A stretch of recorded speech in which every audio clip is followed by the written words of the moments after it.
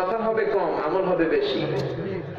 বিশ্বনবী বলেন, one of the minor signs before the day of judgment, your Islamic lectures will be very longer, and your offering salah 5 times a day will be very shorter. কিয়ামতের আগে তোমাদের বক্তব্যগুলো লম্বা হয়ে যাবে। খুতবুকুম তাবিলা, আরবি যারা জানেন তোমাদের খুতবাগুলো হবে লম্বা। ওয়া সালাওয়াতুকুম কাসীরা, নামাজ হয়ে যাবে খাটো। এটা কিয়ামতের আলামত। লম্বা লম্বা বক্তব্য এটা ঠিক নয়, বরং অল্প বলবো, আমল করব বেশি। সারা রাত তাফসীর শুনলাম, ফজরের সময় উঠতে পারলাম না, এই তাফসীর মাহফিলের কোনো লাভ নাই। জোরে বলেন ঠিক কিনা? আর ফজরের নামাজে এই দেশে বেহাল দশা, কঠিন দশা। ইমাম সাহেব, মুয়াজ্জিন সাহেব, 70 বছর ঊর্ধ্ব কিছু মুরব্বী বাজানেরা, যুবকদেরকে খুঁজে পাওয়া যাবে, কিন্তু ফজরের নামাজ হচ্ছে যুবকদের জন্য, মুরব্বীদের জন্য নয়। মুরব্বীদের মাথায় ব্যথা, কোমরে ব্যথা, তারা ঘরে পড়লেও মাফ করে দিবে কে? তোমরা যুবকরা যদি ঘরের মধ্যে শুয়ে থাকো, আল্লাহ কি মাফ করবে? বিশ্বনবী সাল্লাল্লাহু আলাইহি ওয়াসাল্লামের জামানাতে মসজিদে নববীতে ফজরের যে দৃশ্য ছিল, জুমার নামাজের দিন ঠিক একই দৃশ্য ছিল। বাংলার জমিনে জুমার দৃশ্যের মতো কি ফজরের দৃশ্য হয়? পিছনের ভাইরা কোনো কথাই কয় না। বাংলাদেশে কি জুমার দৃশ্য আর ফজরের দৃশ্য একরকম? যেদিন বাংলার জমিনে জুমার দৃশ্যের মতো ফজরের দৃশ্য হবে, ওই দিন অটোমেটিক্যালি কালিমার পতাকা পথ করে ওরা শুরু করে দিবে, চিৎকার করে বলে ঠিক কিনা? এজন্য নামাজ সবার আগে নামাজ, পরে অন্য কাজ। এজন্য সাইয়েদনা ইব্রাহিম আল্লাহর কাছে দোয়া করতেন, আল্লাহ তুমি আমারে নামাজ কায়েমকারী বানাও, আমার ছেলে ইসমাঈলকে নামাজ কায়েমকারী বানাও। রব্বি জাআলনি মুকিমাস সালাতি ওয়া মিন যুররিয়াতি রব্বানা ওয়া তাকাব্বাল দুআ। ও আল্লাহ, আপনি আমারে নামাজ কায়েমকারী বানান, আমার ছেলে ইসমাঈলকেও নামাজ কায়েমকারী বানান, আমার দোয়াটা আপনি কবুল করে নেন। পড়েন আমিন। এজন্য নিজে নামাজি, আপনার বাবা নামাজ পড়েন, আল্লাহর কাছে দোয়া করবেন, আল্লাহ বাবার নামাজি বানিয়ে দাও। বাবা নামাজি, ছেলেগুলো নামাজ পড়ে না, বাবা ছেলের জন্য দোয়া করবেন। ফ্যামিলির প্রত্যেকটা সদস্য একে অপরের জন্য দোয়ার দরকার আছে না নাই? এজন্য সাইয়েদনা ইব্রাহিম নামাজের কথা বললেন। সাইয়েদনা ইব্রাহিম এমন নবী ছিলেন, তার ছেলে এমন নবী ছিল, তাদের পাঁচ জমিনের যেই জায়গায় লেগেছে ওই জায়গাটারে বরকতপূর্ণ করে দিয়েছে কে? এই বাপ বেটা মিলে কাবা ঘর বানালেন। একটা জান্নাত থেকে আসা পাথরের উপর দাঁড়িয়ে সাইয়েদনা ইব্রাহিম কাবা বানাতেন। সাইয়েদনা ইব্রাহিম ছিলেন রাজমিস্ত্রি, ছেলে ইসমাইল ছিল যোগালী। পড়েন সুবহানাল্লাহ। কাবা ঘরের উপরের দিকে বানানো দরকার, জান্নাত থেকে আসা পাথরটা অটোমেটিক্যালি উপরের দিকে উঠে যেত। আবার নিচে যখন নামা দরকার, পাথরটা অটোমেটিক নিচের দিকে নেমে যেত। এই পাথরের উপর রিসার্চ করে সায়েন্টিস্টরা লিফট বানিয়েছে। কি বানিয়েছে? আবার এই দুই নবীকে আল্লাহ বললেন, ও ইব্রাহিম আর তোমার ছেলে ইসমাইল, বাপ বেটা মিলে কাবা ঘর তোমরা ঝাড়ু দেওয়া শুরু করে দাও। তাহিরা বাইতিয়া লিত-তাইফিনা ওয়াল আকিফিনা ওয়ার রুকআইস সুজুদ। তাওয়াফকারীদের জন্য, রুকুকারীদের জন্য, সিজদাকারীদের জন্য, উমরাকারীদের জন্য বাপ বেটা মিলে কাবা ঝাড়ু দাও। কি দাও? মসজিদ ঝাড়ু দিলে আপনার মর্যাদা বাড়ায় দিবে কে? মসজিদেরি ঝাড়ু বাড়েদার ও কামারে হাত শোনো আমার মুনাজা, শোনো শোনো ইয়া ইলাহি আমার মুনাজাত, শোনো আমার মুনাজাত। পড়েন আমিন। আরো জোরে পড়েন না আমিন। এজন্য মসজিদ পরিষ্কার করবেন। একদল আছে মসজিদে যে পা দিয়ে খালি খুঁজে মসজিদের কোন জায়গায় বালি, বালি দেখলেই মুয়াজ্জিনরে ধমকায়, ইমামরে ধমকায়। আছে না নাই? আরে মিয়া, মুয়াজ্জিনরে ধমকাও কেন? তুমি ঝাড়ু দাও, তুমি মসজিদ মুসাফ পরিষ্কার করা শুরু করে দাও। সাইয়েদনা ইব্রাহিম মসজিদ পরিষ্কার করতেন, সাইয়েদনা ইসমাইল কাবা ঝাড়ু দিতেন, কাবা মুছতেন। এই পৃথিবীর দামি দামি দুইজন পয়গম্বর হয়ে যদি মসজিদ মুছতে পারে, তুমি কোন লাভ সাহেব?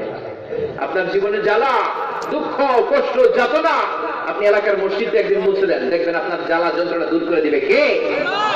আপনার মনের মধ্যে কষ্ট, মসজিদটা পরিষ্কার করে দেন, মসজিদটা ঝাড়ু দিয়ে দেন, তারপরে 2 রাকাত নামাজ পড়ে দোয়ার মধ্যে কেঁদে কেঁদে আল্লাহরে বলেন, দোয়া কবুল করে দিবে কে? জানি না কখন দোয়া কবুল আল্লাহ কবুল করে নেয়, কিভাবে দোয়া করলে কবুল হয় জানি না। এটা আপনার জন্য অপরচুনিটি, প্রয়োজন পারে মসজিদ ঝাড়ু দিতে। বলেন ঠিক না? আবার বিষ্ণু বললেন স্পেশাল কিছু সময় আছে, ওই সময় দোয়া করলে তোমার দোয়া কবুল করে নেবে কে? বিশ্বনবী বললেন দুআ লা ইয়ারাদু বাইনাল আযানি ওয়াল ইকামা, আযান এবং ইকামতের মাঝখানে দোয়া করলে ওই দোয়া কবুল করে নেয় কে? এটা অনেকে জানেই না। সহিহ হাদিস। আপনি মসজিদে জোহরের নামাজে আগে গিয়েছেন, 4 রাকাত সুন্নাত করে বসে থাকবেন কেন? দোয়া করবেন। আযান আর ইকামতের মাঝখানে দোয়া করলে ওই দোয়া আল্লাহ কোনোদিন ফেরায় না। জোরে বলেন আল্লাহু আকবার। কিন্তু দেখবেন একদল আছে সুন্নাত নামাজ পড়া মুরগির মতো ঝিমায় বসে থাকে। আবার প্রথম কাতারে বসে মসজিদের মধ্যে দেয়ালে লাগানো ঘড়ির কাটাও করে, ওনার মাথাও করে, এরকম আছে না নাই? আপনি ঘড়ির দিকে তাকায় থাকেন কেন? এটা তো দোয়ার সুবর্ণ সুযোগ। শপিং মলে গেলে আপনি লিস্ট করে নিয়ে যান কি লাগবে, কাঁচা বাজারে যাওয়ার সময় লিস্ট করে নিয়ে যান কি লাগবে, মসজিদেও যাওয়ার সময় লিস্ট করে নিয়ে যাবেন কি চাওয়া লাগবে, ঠিক না? সুন্নাত পড়েছেন ইকামত দিতে আরো 5 মিনিট বাকি, ওই লিস্টটা হাতের মধ্যে নিয়ে আল্লাহর ডেকে বলেন আল্লাহ আমার এটা লাগবে, তুমি আমার এটা দাও। আমি নেতা হতে চাই, নেতা বানিয়ে দাও। আমি হাফেজে কোরআন হতে চাই, হাফেজে কোরআন বানিয়ে দাও। আমি অসুস্থ, সুস্থ হতে চাই, সুস্থ বানিয়ে দাও। আমার সুন্দরী বউ লাগবে, সুন্দরী বউ দিয়ে দাও। সবকিছু দিতে পারে কে? এগুলো মানুষ জানেই না। আযান এবং ইকামতের মাঝখানে দোয়া করবেন। আজকে থেকে আপনারা জেনে গেলেন, পালন করতে রাজি আছেন তো? নাকি শুনলাম তারপরে শেষ? বরং সামি'না ওয়া আতা'না, শুনলাম এবং মানলাম, এটাই মুমিনের বৈশিষ্ট্য। ঠিক না? আবার বিশ্বনবী বললেন দুআ লা ইউরাদ্দু তাহতাল মাতাম, রহমতের বৃষ্টির নিচে দাঁড়িয়ে যদি কেউ দোয়া করে ওই দোয়াটাও কবুল করে নেয় কে? ঠান্ডা, তুফান, বজ্রপাত, ওই বৃষ্টি না। দেখবেন ভাবসা একটা গরম, ওই গরমটাকে দূর করে দেওয়ার জন্য আল্লাহ রহমতের একটা ঝিরি ঝিরি বৃষ্টিপাত হয়। ওই বৃষ্টির নিচে দাঁড়িয়ে যদি আপনি দোয়া করেন, দোয়াটা কবুল করবে কে? এগুলো জানেই না তো দোয়া করবে কোন সময়। বরং বৃষ্টি শুরু হলে মানুষগুলো পাগলামি শুরু করে দেয়, বৃষ্টি শুরু হলে বৃষ্টির গান শুরু করে দেয়, আছে না নাই? এই বৃষ্টি ভেজা রাতে তুমি চইলা যাইও না, আছে না নাই? গান গায়, আবার গান গায় বৃষ্টি পরে টাপুর টুপুর, পায়ে দিয়ে সোনার নুপুর, আঁকা বাঁকা মেছো পথে কোন রূপসী হেঁটে যায়, আছে না নাই? তো কোন রূপসী হাইটা যায় না, তোর লাভ কি বেটা? তোর রূপসী বউ লাগলে চাবিকার কাছে, সবকিছু দিতে পারে কে? এজন্য সবার আগে নামাজ পরে অন্য কাজ। বিশ্বনবী বলেছেন আউয়ালু মা ইউহাসাবু বিহিল আবদু ইয়াউমাল কিয়ামাতি আস-সালাহ, কিয়ামতের দিন সর্বপ্রথম হিসাব হবে নামাজের হিসাব। কোন হিসাব? এ নামাজি আমার ঘরে নামাজ পড়ো আজ, দিল মে তোমার চরণ তলে হৃদয় যায় নামাজ। হে নামাজি আমার ঘরে নামাজ পড়ো আজ, দিল মে তোমার চরণ তলে হৃদয় যায় নামাজ। পড়ে নামে মসজিদ হয়েছে, মসজিদে কার্পেট হয়েছে, লাইটিং হয়েছে, কিন্তু মুসল্লি বাড়ে নাই, ঠিক কিনা? মসজিদ কেঁদে কেঁদে রবের দরবারে ফরিয়াদ জানায়। কাজী নজরুল কত সুন্দর করে লিখেছেন। এজন্য মসজিদগুলো আবাদ করতে হবে। এই মাহফিলগুলো থেকে আমরা আপনাকে রিমাইন্ডার দিতে পারি। We can provide you just a reminder, just a message. We don't guarantee you the guidance. হেদায়েতের গ্যারান্টি আমরা আপনাকে দিতে পারি না, কারণ হেদায়েত দিয়ে থাকেন একজন, তিনি কে? সে আল্লাহ বললেন গোলাম ইন্নাকা লা তাহদি মান আহবাবতা ওয়ালাকিন্নাল্লাহা ইয়াহদি মান ইয়াশা। ও নবী, আপনি চাইলে কাউরে হেদায়েত দিতে পারবেন না, হেদায়েত দেওয়ার মালিক কে? আল্লাহ। কোন নবী কাউরে হেদায়েত দিতে পারে নাকি? কোন আল্লাহর ওলি কাউকে হেদায়েত দিতে পারে নাকি? হেদায়েতের চাবিটা কার হাতে? আল্লাহ। সবাই বলেন কার হাতে? আল্লাহ। এই পৃথিবীতে অনেক বাবা ছিল নবী, খেয়াল করে বুঝছেন? অনেক বাবা ছিল নবী, ছেলেরা হেদায়েত করতে পারে নাই, আছে না নাই? অনেক ছেলে ছিল নবী, বাবাকে হেদায়েত করতে পারে নাই। অনেক স্বামী ছিল নবী, বিবির হেদায়েত করতে পারে নাই। অনেক বিবি ছিল আল্লাহর ওলি, স্বামীর হেদায়েত করতে পারে নাই, ঠিক কিনা? সাইয়েদনা ইব্রাহিম আল্লাহর বড় জালিল কাদার পয়গম্বর, উনি ছেলে নবী, ওনার বাবা ছিল কট্টর কাফের, আযা কাফের। যে ইব্রাহিম এসেছে মূর্তি ভাঙার জন্য, তার বাবা নিজ হাতে মূর্তি বানাতো, জোরে বলেন ঠিক কিনা? তার মানে ছেলে নবী হলে কি হবে? বাবার কপালে হেদায়েত নাই। আবার সাইয়েদনা নূহ আলাইহিস সালাম ছিল আল্লাহর বড় নবী, উনি নবী হলে কি হবে? তার ছেলে কানানের হেদায়েত হয় নাই, ডুবে মরছে পানিতে, কোন ঠিক কিনা? এরপরে লূত আলাইহিস সালাম আল্লাহর বড় পয়গম্বর, উনি স্বামী নবী হলে কি হবে, ওনার বিবির কিন্তু হেদায়েত হয় নাই।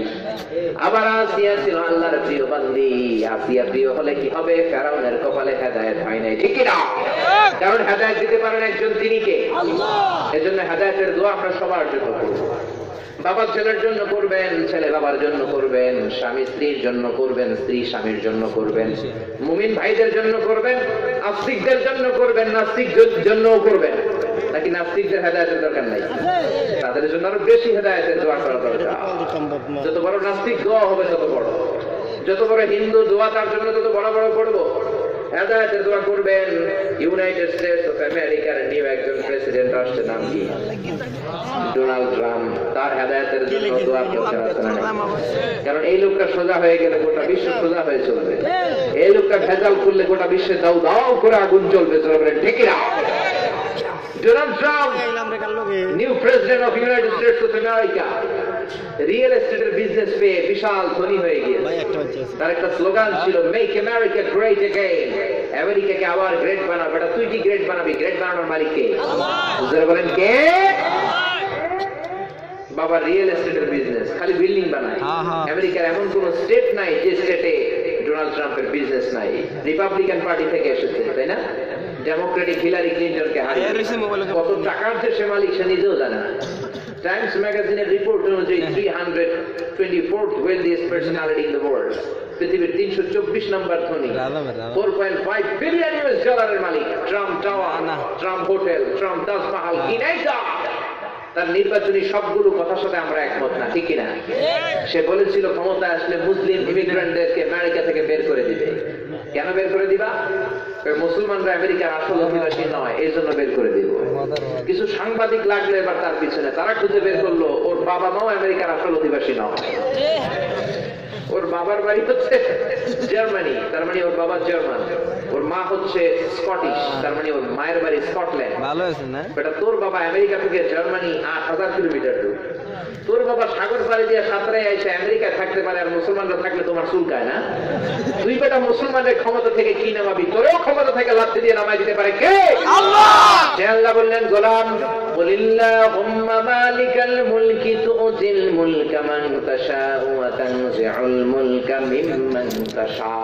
ও দুনিয়ার মানুষেরা শোনো শোনো, আল্লাহুম্মা মালিকাল মুলক, আসল ক্ষমতার মালিক হলেন একজন, তিনি কে?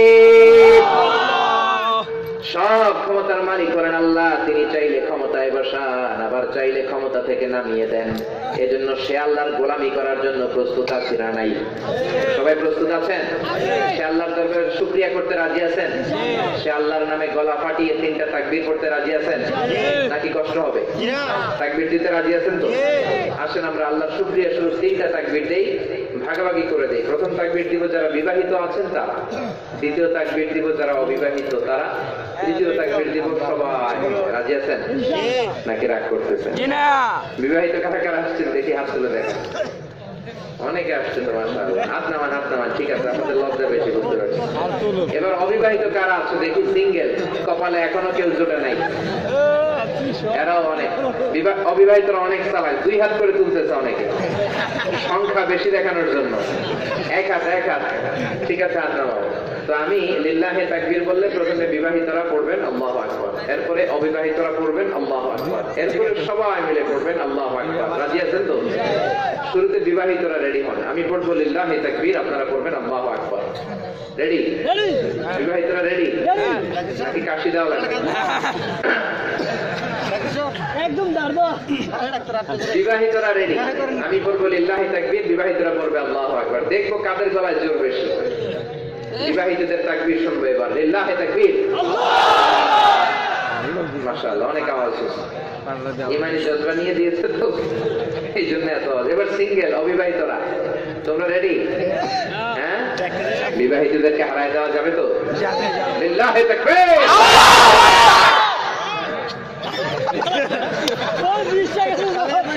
দেখাই দিচ্ছে একেবারে, হারাই দিচ্ছে বিবাহিত ভাইদেরকে। বেশি না, 3-0 বলে হারাইছে।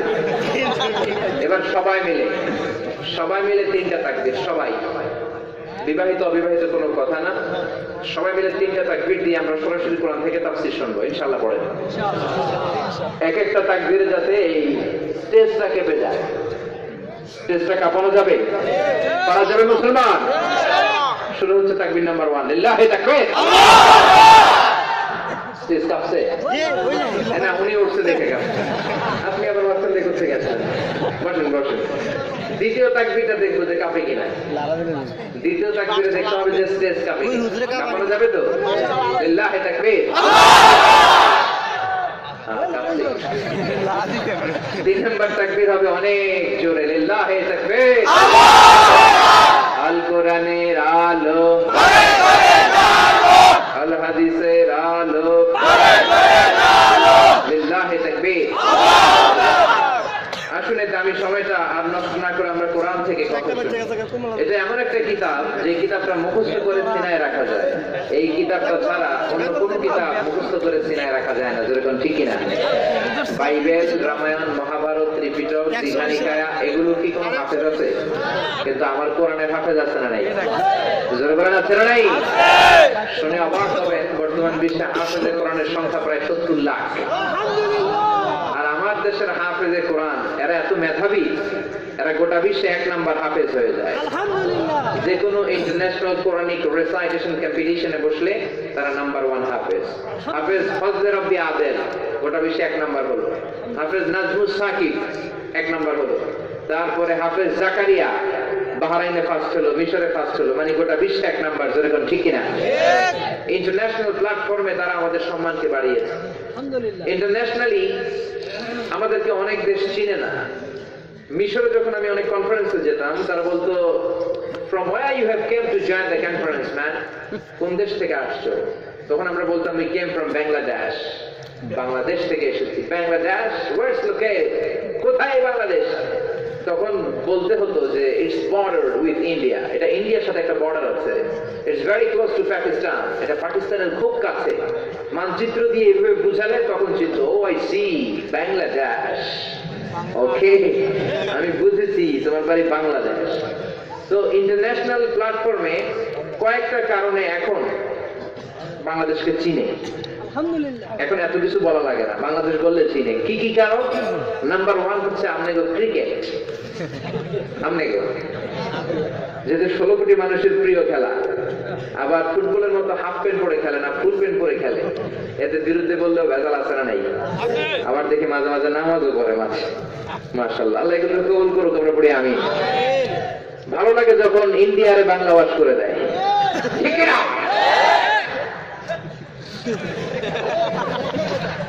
বাংলাদেশ ক্রিকেটের কারণে এখন ওয়ার্ল্ডে it's an upcoming tiger, it's an upcoming power. ভবিষ্যতে বাংলাদেশ হয়তো খুব ভালো একটা অবস্থানে যাবে। এই কারণে ক্রিকেটের কারণে এখন গোটা বিশ্বের অনেক দেশে আমাদেরকে চিনে। তাই বলে আমি ক্রিকেটের সাফাই গাচ্ছি না। ক্রিকেটের বর্তমান যে ভার্সন, এটা মোটেও ইসলামিক নয়। এত লম্বা সময় খেলার দিকে কাটিয়ে দিলে দেশের উন্নতি হবে না, বরং এটাকে কনসাইজ করতে হবে, এটাকে প্রেসাইজ করতে হবে। টেস্ট ক্রিকেট বাদ দিয়ে, ওডিআই বাদ দিয়ে 2020-তে ঢুকতে হবে। তাতে করে নামাজ পড়ে খেলোয়াড়রাও মাঠে যাবে, যারা খেলা দেখতে চায় তারাও মাঠে যাবে, আবার খেলা শেষ আবার নামাজে যে শরীক হতে পারবে। যেরকম ঠিক কিনা? তাহলে নাম্বার 1 আমরা পেলাম ক্রিকেট, যে ক্রিকেটের কারণে বিশ্ববাসী আমাদেরকে চিনতে শুরু করেছে। Number 2 our language, we are proud of it. আমাদের ভাষা, আমাদের এই যে আন্তর্জাতিক ভাষা মাতৃভাষা দিবস 21 ফেব্রুয়ারি, এটা এখন শুধু আমরাই পালন করি না, এটা আন্তর্জাতিক মাতৃভাষা দিবস গোটা বিশ্বে সবগুলো দেশ পালন করে। কিন্তু দুঃখের কথা হচ্ছে যে ভাষার জন্য জীবন দেয়া হলো, উর্দুকে তাড়াবো বলে, উর্দুতে আমরা কথা বলবো না, এই স্লোগানে আমরা ভাষার রক্ষার জন্য আমরা রক্ত দিলাম। কিন্তু ওই জায়গায় এখন হিন্দি ঢুকে গেছে। যেরকম ঠিক কিনা? ঘরে ঘরে হিন্দি সিনেমা আছে না নাই? দেশের 12টা বাজাইল রে হিন্দি ফিল্মে, দেশটার সাহাতলে গেল রে নানা কুকর্মে, ঠিক কিনা? এসব দেখা মরি আমরা ভীষণ লজ্জা শরমে, হিন্দি ফিল্মে দেশের 12টা বাজাইল রে হিন্দি ফিল্মে, দেশটার সাহাতলে গেল রে নানা কুকর্মে, ঠিক কিনা বলে? ফিল্ম দেখা 8 বছরের কলি মদ্দির পোলাই, 9 বছরের জরিনারে দেয় যে গলায় মালা। ওরে ফিল্ম দেখা নেশা কইরা আব্বারে কয় ড্যাডি গো হিন্দি ফিল্মে দেশের 12টা বাজাইলো রে হিন্দি ফিল্মে। যে উর্দুতে কথা আমরা বলবো না এই নিয়তে বাংলা বাঁচাতে চাই না, এখন উর্দুর জায়গায় ঢুকছে হিন্দি। কিরণমালা, জি বাংলা, স্টার জলসা ঘরে ঘরে আসে না নাই? স্বামীর খ্যাত মতো ভুলে গেছে মেয়েরা। বাচ্চাগুলোর যে আদর যত্ন করতে হবে, টাইম মতো টিফিন দিতে হবে, ওদেরকে গোসল করাতে হবে, ওদের নামাজের খোঁজ খবর নিতে হবে, এগুলো না ঠিক না। একটা ক্ষুধার্ত বাপ এক মাস কিছু খায় নাই, মনোযোগ দিয়ে বুঝছেন, একটা ক্ষুধার্ত বাপ এক মাস যাবত কিছু খেতে পারে নাই, তারপরে তাকে হরিণের গোশত দেয়া হলো খাওয়ার জন্য। কেমন করে সে খাবে? ওই বাচ্চারে বুঝ দিল তার কাছ থেকে হরিণের গোশত ছিনিয়ে নেওয়া সম্ভব, কিন্তু কিরণমালা দেখতেছে ওই মহিলার হাত থেকে টিভি রিমোট কন্ট্রোল ছিনিয়ে আনা সম্ভব না। ঠিক না? পারিবারিক অশান্তির মূল কারণ। আমাদের অনেকে পার্সোনালি ফোন করে, হুজুর সব ছাড়াইতে পারছি, কিরণমালা ছাড়াইতে পারতেছি না। আসরা নাই? আপনার একটা সুন্দর সিদ্ধান্ত আপনার ফ্যামিলিটারে জান্নাতের টুকরা বানিয়ে দিবে। আপনার একটা সিদ্ধান্ত আপনার ফ্যামিলিটারে জাহান্নামের টুকরা বানিয়ে দিবে। ঠিক না? এই জন্য এগুলো নিজেরাও দেখবো না, ফ্যামিলির কাউকে এগুলো দেখতে দেবো না। রাজি আছেন তো? সবাই রাজি আছেন? আরো জোরে বলেন রাজি আছে? তাহলে ক্রিকেটের কারণে এখন আমাদেরকে চিনে। নাম্বার 2 ভাষা, এটার কারণে আমাদেরকে চিনে। নাম্বার 3 আমাদের মিলিটারি, আমাদের সেনাবাহিনী গোটা বিশ্বের নাম করছে, এটার কারণেও চিনে। নাম্বার 4 হচ্ছে আমার ড্রেস, আমাদের পোশাক, তৈরি পোশাক শিল্পে বাংলাদেশের খুব নাম। আমরা যখন যমুনা ফিউচার পার্কে যাই, বসুন্ধরা শপিং কমপ্লেক্সে যাই, কাপড় কেনার সময় আমরা দেখি made in Switzerland, made in England, made in Japan, এগুলো দেখলে আমরা কিনতে চাই। কিন্তু ডোনাল্ড ট্রাম্প যখন আমেরিকার কোন শপিং মলে কাপড় কিনতে যায়, সে খুঁজে মেড ইন বাংলাদেশ, বাংলাদেশের পোশাক আছে কিনা। কারণ আমাদের পোশাক এটা যে কত কোমল, কত ফ্লেক্সিবল, কত রিল্যাক্সেবল পোশাক, এত সুন্দর পোশাক পৃথিবীর কোন দেশের লোকেরা বানাতে পারে না। সুবহানাল্লাহ বলবেন না? আমাদের পোশাকের এই সুনামের কারণেও বাংলাদেশকে এখন গোটা বিশ্বে চিনে। নাম্বার 5 হচ্ছে বিশ্ব ইজতেমা, এটার কারণেও গোটা বিশ্ব আমাদেরকে চিনে। কারণ পৃথিবীর প্রায় 100 খানা দেশ থেকে ইজতেমাতে লোক আছে না নাই? নাম্বার 6 হলো আমাদের এই কোরআন, আমাদের এই নাজমুস সাকিব, আমাদের এই জাকারিয়া, আমাদের এই ফজলে রাব্বি আদেল, ওরা যখন আন্তর্জাতিক কোন কম্পিটিশনে হেফজুল কোরআন, কোরআনের প্রতিযোগিতায় প্রথম পুরস্কার ছিনিয়ে আনে, তখন বাংলাদেশের নামটা গোটা বিশ্বে ছড়িয়ে যায়। জোরে বলেন ঠিক কিনা? কিন্তু দুঃখের সাথে আমরা লক্ষ্য করি, ক্রিকেটের দামাল ছেলেরা যখন বিশ্বকাপে খুব ভালো করে, তখন তাদেরকে জাতীয়ভাবে সংবর্ধনা দেওয়া হয়।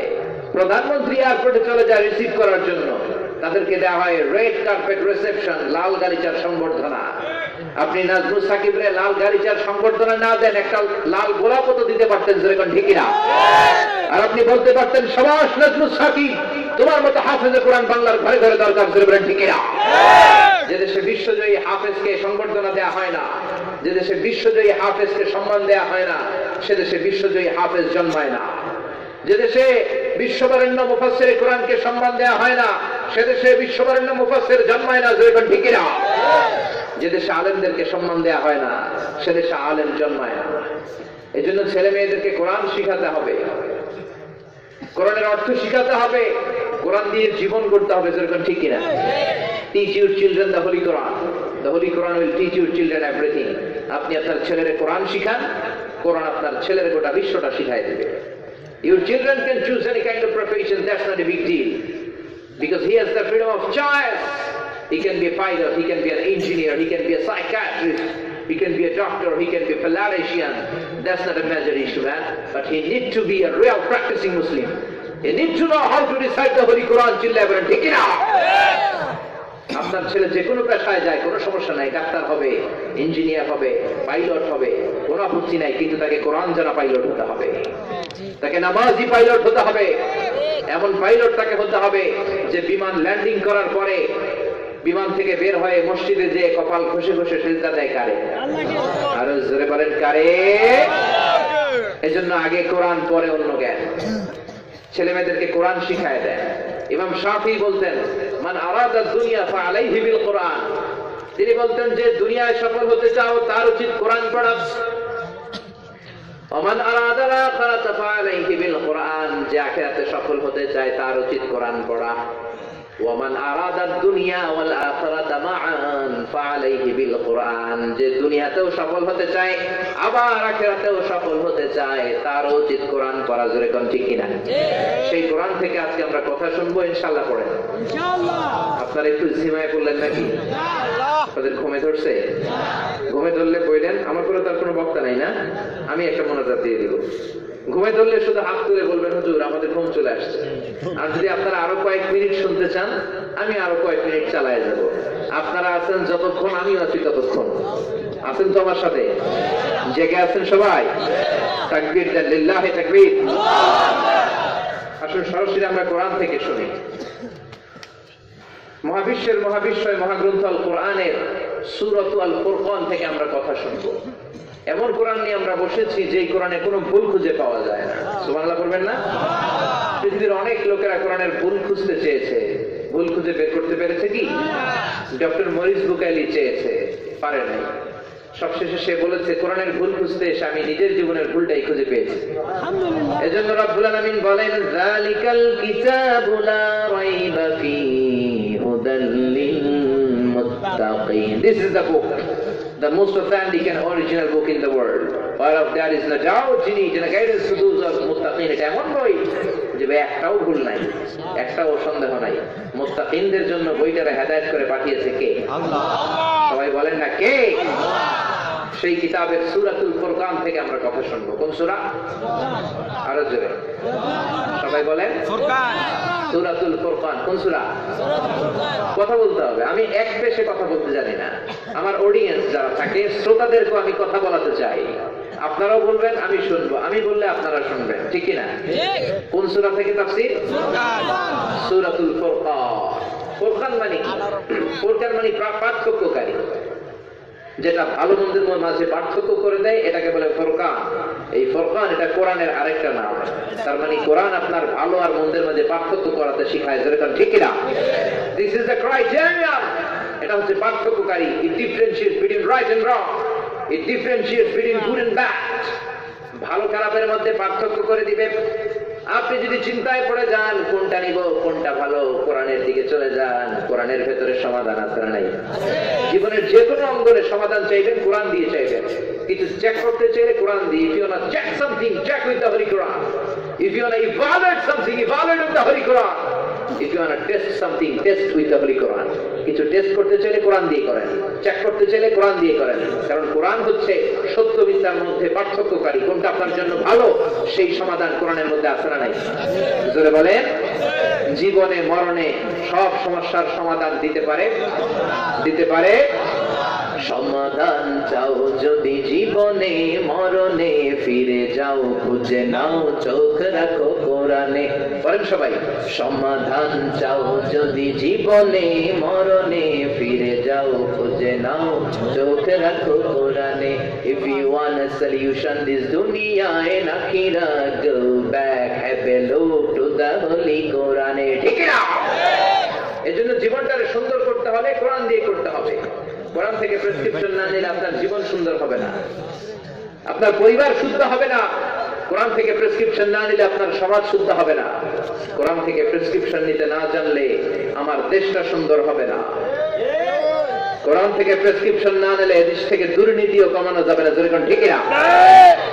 দুর্নীতি দমন কমিশন দিয়ে দুর্নীতি বন্ধ হয় না। আমাদের 20 বছরের অভিজ্ঞতা, ঠিক কিনা? এই জন্য আমি এটার নাম দিয়েছি ল্যাংড়া দুদক। কি দুদক? সরষে দিয়ে ভূত তাড়ায়, ওই সরষের ভিতরে ঢুকছে ভূত। যে দুর্নীতি দমন কমিশন দুর্নীতি তাড়াবে, ওই কমিশনের ভিতরে দুর্নীতি আছে না নাই? এই জন্য কোরআন থেকে আপনি যদি সমাধান নিতে চান, তাহলে দুর্নীতি বন্ধ হবে। জোরে বলেন ঠিক না? এর কারণে আমরা দেশ পেয়েছি, কিন্তু আসল স্বাধীনতা পাই নাই। দেশ পেয়েছি, মনের মতো ভালো ভালো নেতা পাই নাই। জোরে কোন ঠিক কিনা? সামান্য কিছু হলে দেশের বাইরে চলে যায়। পেট ব্যথা হলে চলে যায় Mumbai, Madras, Chennai, Singapore, Thailand, Mount Elizabeth. এই দেশের যত প্রেসিডেন্ট মরছে সব সিঙ্গাপুরের মাউন্ট এলিজাবেথে যে মরছে। তার মানে দেশে মরতেও মনে চায় না। সিঙ্গাপুরে আমার প্রোগ্রাম ছিল, গত রমজানে আমার চেইন প্রোগ্রাম, রমজানে ছিলাম ব্রুনাইতে। ব্রুনাই নাম শুনেছেন? বান্দার সেরি বেগাওয়ানে। তারপরে প্রোগ্রাম ছিল সেন্ট্রাল জাকার্তাতে, মানে ইন্দোনেশিয়ায়। কোরবানির আগে প্রোগ্রাম ছিল সিঙ্গাপুর। সিঙ্গাপুরে যাওয়ার পর আমি ভাবলাম কি এমন হসপিটাল এখানে হলো যেখানে আমার দেশের মন্ত্রীগুলো এসে মরে, রাষ্ট্রপতিগুলো যেখানে যে শেষ নিঃশ্বাস ত্যাগ করে। আপনার পত্রিকা দেখেন না? প্রচন্ড দুরারোগ্য ব্যাধিতে আক্রান্ত হয়ে আমাদের রাষ্ট্রপতি সিঙ্গাপুরের মাউন্ট এলিজাবেথে শেষ নিঃশ্বাস ত্যাগ করলেন। ইন্না লিল্লাহ। আছে না নাই? ছোটবেলা থেকে আমরা নাম শুনে এসেছি। তো সিঙ্গাপুরে যাওয়ার পর আমি ভাবলাম আমার প্রোগ্রাম হোক আর না হোক হসপিটাল আমার দেখে যেতে হবে। এক পুলিশে বললাম গিভ মি এ ম্যাপ, আমাকে একটা ম্যাপ দাও। ওরা আমাকে বললো হুজুর আপনি এমআরটি স্টেশন ধরে চলে যাবেন, নাভানা একটা স্টেশন আছে মাটির নিচে, ওখানে আপনি গেলে এর উপরে উঠলেই আপনি এই মাউন্ট এলিজাবেথ পাবেন। সিঙ্গাপুর ছোট্ট দেশ, এজন্য তারা 3টা সিঙ্গাপুর বানিয়েছে। মাটির নিচে 2 সিঙ্গাপুর, উপরে 1 সিঙ্গাপুর, যেহেতু জায়গা নাই করবে কি। তো গেলাম মাউন্ট এলিজাবেথে, নাভানা স্টেশনে। এলাহি কাণ্ড, এটা ঘুরতেই লাগে একদিকে। এত বিশাল হসপিটাল, তার মানে দেশের জন্য মায়া নাই। আপনার দেশে আপনি সুচিকিৎসার ব্যবস্থা করতে পারেন নাই, আপনার দুরারোগ্য ব্যাধি, আপনি সিঙ্গাপুরে যান। আমগো এই ব্যাধি ধরলে আমরা কোন দেশে যাবো? যেরকম ঠিক কিনা? এই জন্য আগে নিজের দেশের চিকিৎসা ব্যবস্থাকে উন্নত করেন, নিজের দেশকে ফার্স্ট ক্লাস করে সাজান, নিজের দেশের রাস্তাঘাট উন্নয়ন করেন। যেরকম ঠিক কিনা? কয়েক মাস আগে পত্রিকায় দেখলাম একটা ব্রিজ ভেঙে পড়ছে। কিরে ব্রিজ ভেঙে পড়লো কেন? যে দেখা গেল ঢালাইয়ের মধ্যে রড দেয় নাই, সব মুখস্থ এগুলো দিবে না। বাঁশ, ব্রিজের ভেতরে বাঁশ। কিরে বাঁশ আসলে কোথেকে? তার মানে পেটে এত ক্ষুধা, রডও খেয়ে ফেলাইছে। আগে টাকা খাইতো, পয়সা খাইতো, ঘুষ খাইতো, এখন বিল্ডিং এ রডও খেয়ে ফেলায়। এমন নেতা আমরা পেয়েছি, চিৎকার করে বলেন ঠিক না? মালয়েশিয়ার মাহাতির মোহাম্মদের নাম শুনছেন?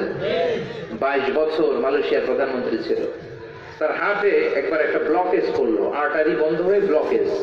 এনজিওপ্লাস্টি করে রিং পরাতে হবে। অনেকের পড়ানো লাগে না? তার ব্যক্তিগত চিকিৎসকরা বললো we don't have this kind of medical treatment quality in our country in Malaysia. আমাদের মালয়েশিয়াতে এত উন্নত চিকিৎসা ব্যবস্থা নেই। You have to go to Singapore. আপনাকে সিঙ্গাপুরে যেতে হবে এই চিকিৎসা নিতে হলে, তা না হলে আপনি মরে যাবেন। ওই সময় আবার সিঙ্গাপুরের সাথে মালয়েশিয়ার 2 দেশের মারামারি। বর্ডার রাষ্ট্র হইলে মাঝে মাঝে একটু এরকম মারামারি আসে না নাই? মাহাতির মোহাম্মদ বললেন no, I never go to Singapore now. আমি এখন সিঙ্গাপুর কখনোই যেতে পারি না, আমি যাবো না সিঙ্গাপুর। এর কারণ এখন সিঙ্গাপুরে যে চিকিৎসা নেওয়া মানে মালয়েশিয়া হেরে যাওয়া।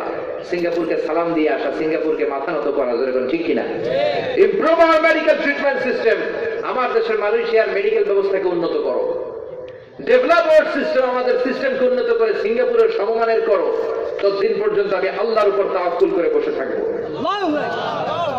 যেদিন আমার দেশ মালয়েশিয়ার হাসপাতালের চিকিৎসা ব্যবস্থা সিঙ্গাপুরের সমমানের হবে, ওই দিন আমার দেশ মালয়েশিয়ার হসপিটালের বেডে শুয়ে আমি অপারেশন করে রিং লাগাবো। এর আগে আমি বাঁচলেও মালয়েশিয়ায়, মরলেও আমি মালয়েশিয়ায়। এরকম নেতার দরকার আছে না নাই? জোরে বলেন। এই জন্য নেতা বানানোর সময় সাবধান। 2 তলা মসজিদের ইমাম বানাবেন। ইমাম শব্দের বাংলা হলো নেতা। জোরে বলেন ইমাম মানে কি? সবাই বলেন ইমাম মানে নেতা। 2 তলা মসজিদের ইমাম নিয়োগ দিবেন মানে নেতা নিয়োগ দিবেন। 2 তলা মসজিদের ইমাম বানানোর সময় কি কি দেখেন? ইমাম সাহেবের কোরআন তেলাওয়াতটা সহি কিনা, ঠিক কিনা? ইমাম সাহেবের গালে দাড়ি আছে কিনা, মাথায় টুপি আছে কিনা, চরিত্রটা ভালো কিনা, অবসর সময় ইমাম সাহেব এটা টানে কিনা। ইমাম যদি এগুলো টানে ইমাম রাখবেন? কি করবেন? ইমামের একদিন কি আমার একদিন, ঠিক কিনা? আলহামদুলিল্লাহ কুমিল্লা চাঁদপুরের বৃহত্তর এলাকায় আমাদের আলেমরা অবশ্যই এটা টানেন। এটা টানে সিলেটে। কোথায়? কোথায়? সিলেটে টানে। কোম্পানিগঞ্জে আমার মাহফিল, আমি ফিরে আসছি ফজরের সময়, প্রচন্ড শীত। তাড়াতাড়ি উজু করে ঢুকলাম এক মসজিদে। নামাজ শেষে দেখি ইমামও নাই, মুয়াজ্জিনও নাই। বের হয়ে দেখি জামাতে টানতেছে। তার মানে নামাজও জামাতে, বিড়িও টানে জামাতে। আমি ধরলাম হুজুর আপনি ইমাম না? বললো হ্যাঁ, আমি তো নামাজ পড়ালাম। আপনি মুয়াজ্জিন? হ্যাঁ আমি মুয়াজ্জিন। এগুলো কি করতেছেন? হুজুর প্রচন্ড শীত, আপনি একটা টান দিয়ে দেখেন, ভালো লাগবে। ওয়ালা তুলকু বিআইদিকুম ইলা তাহলুকা।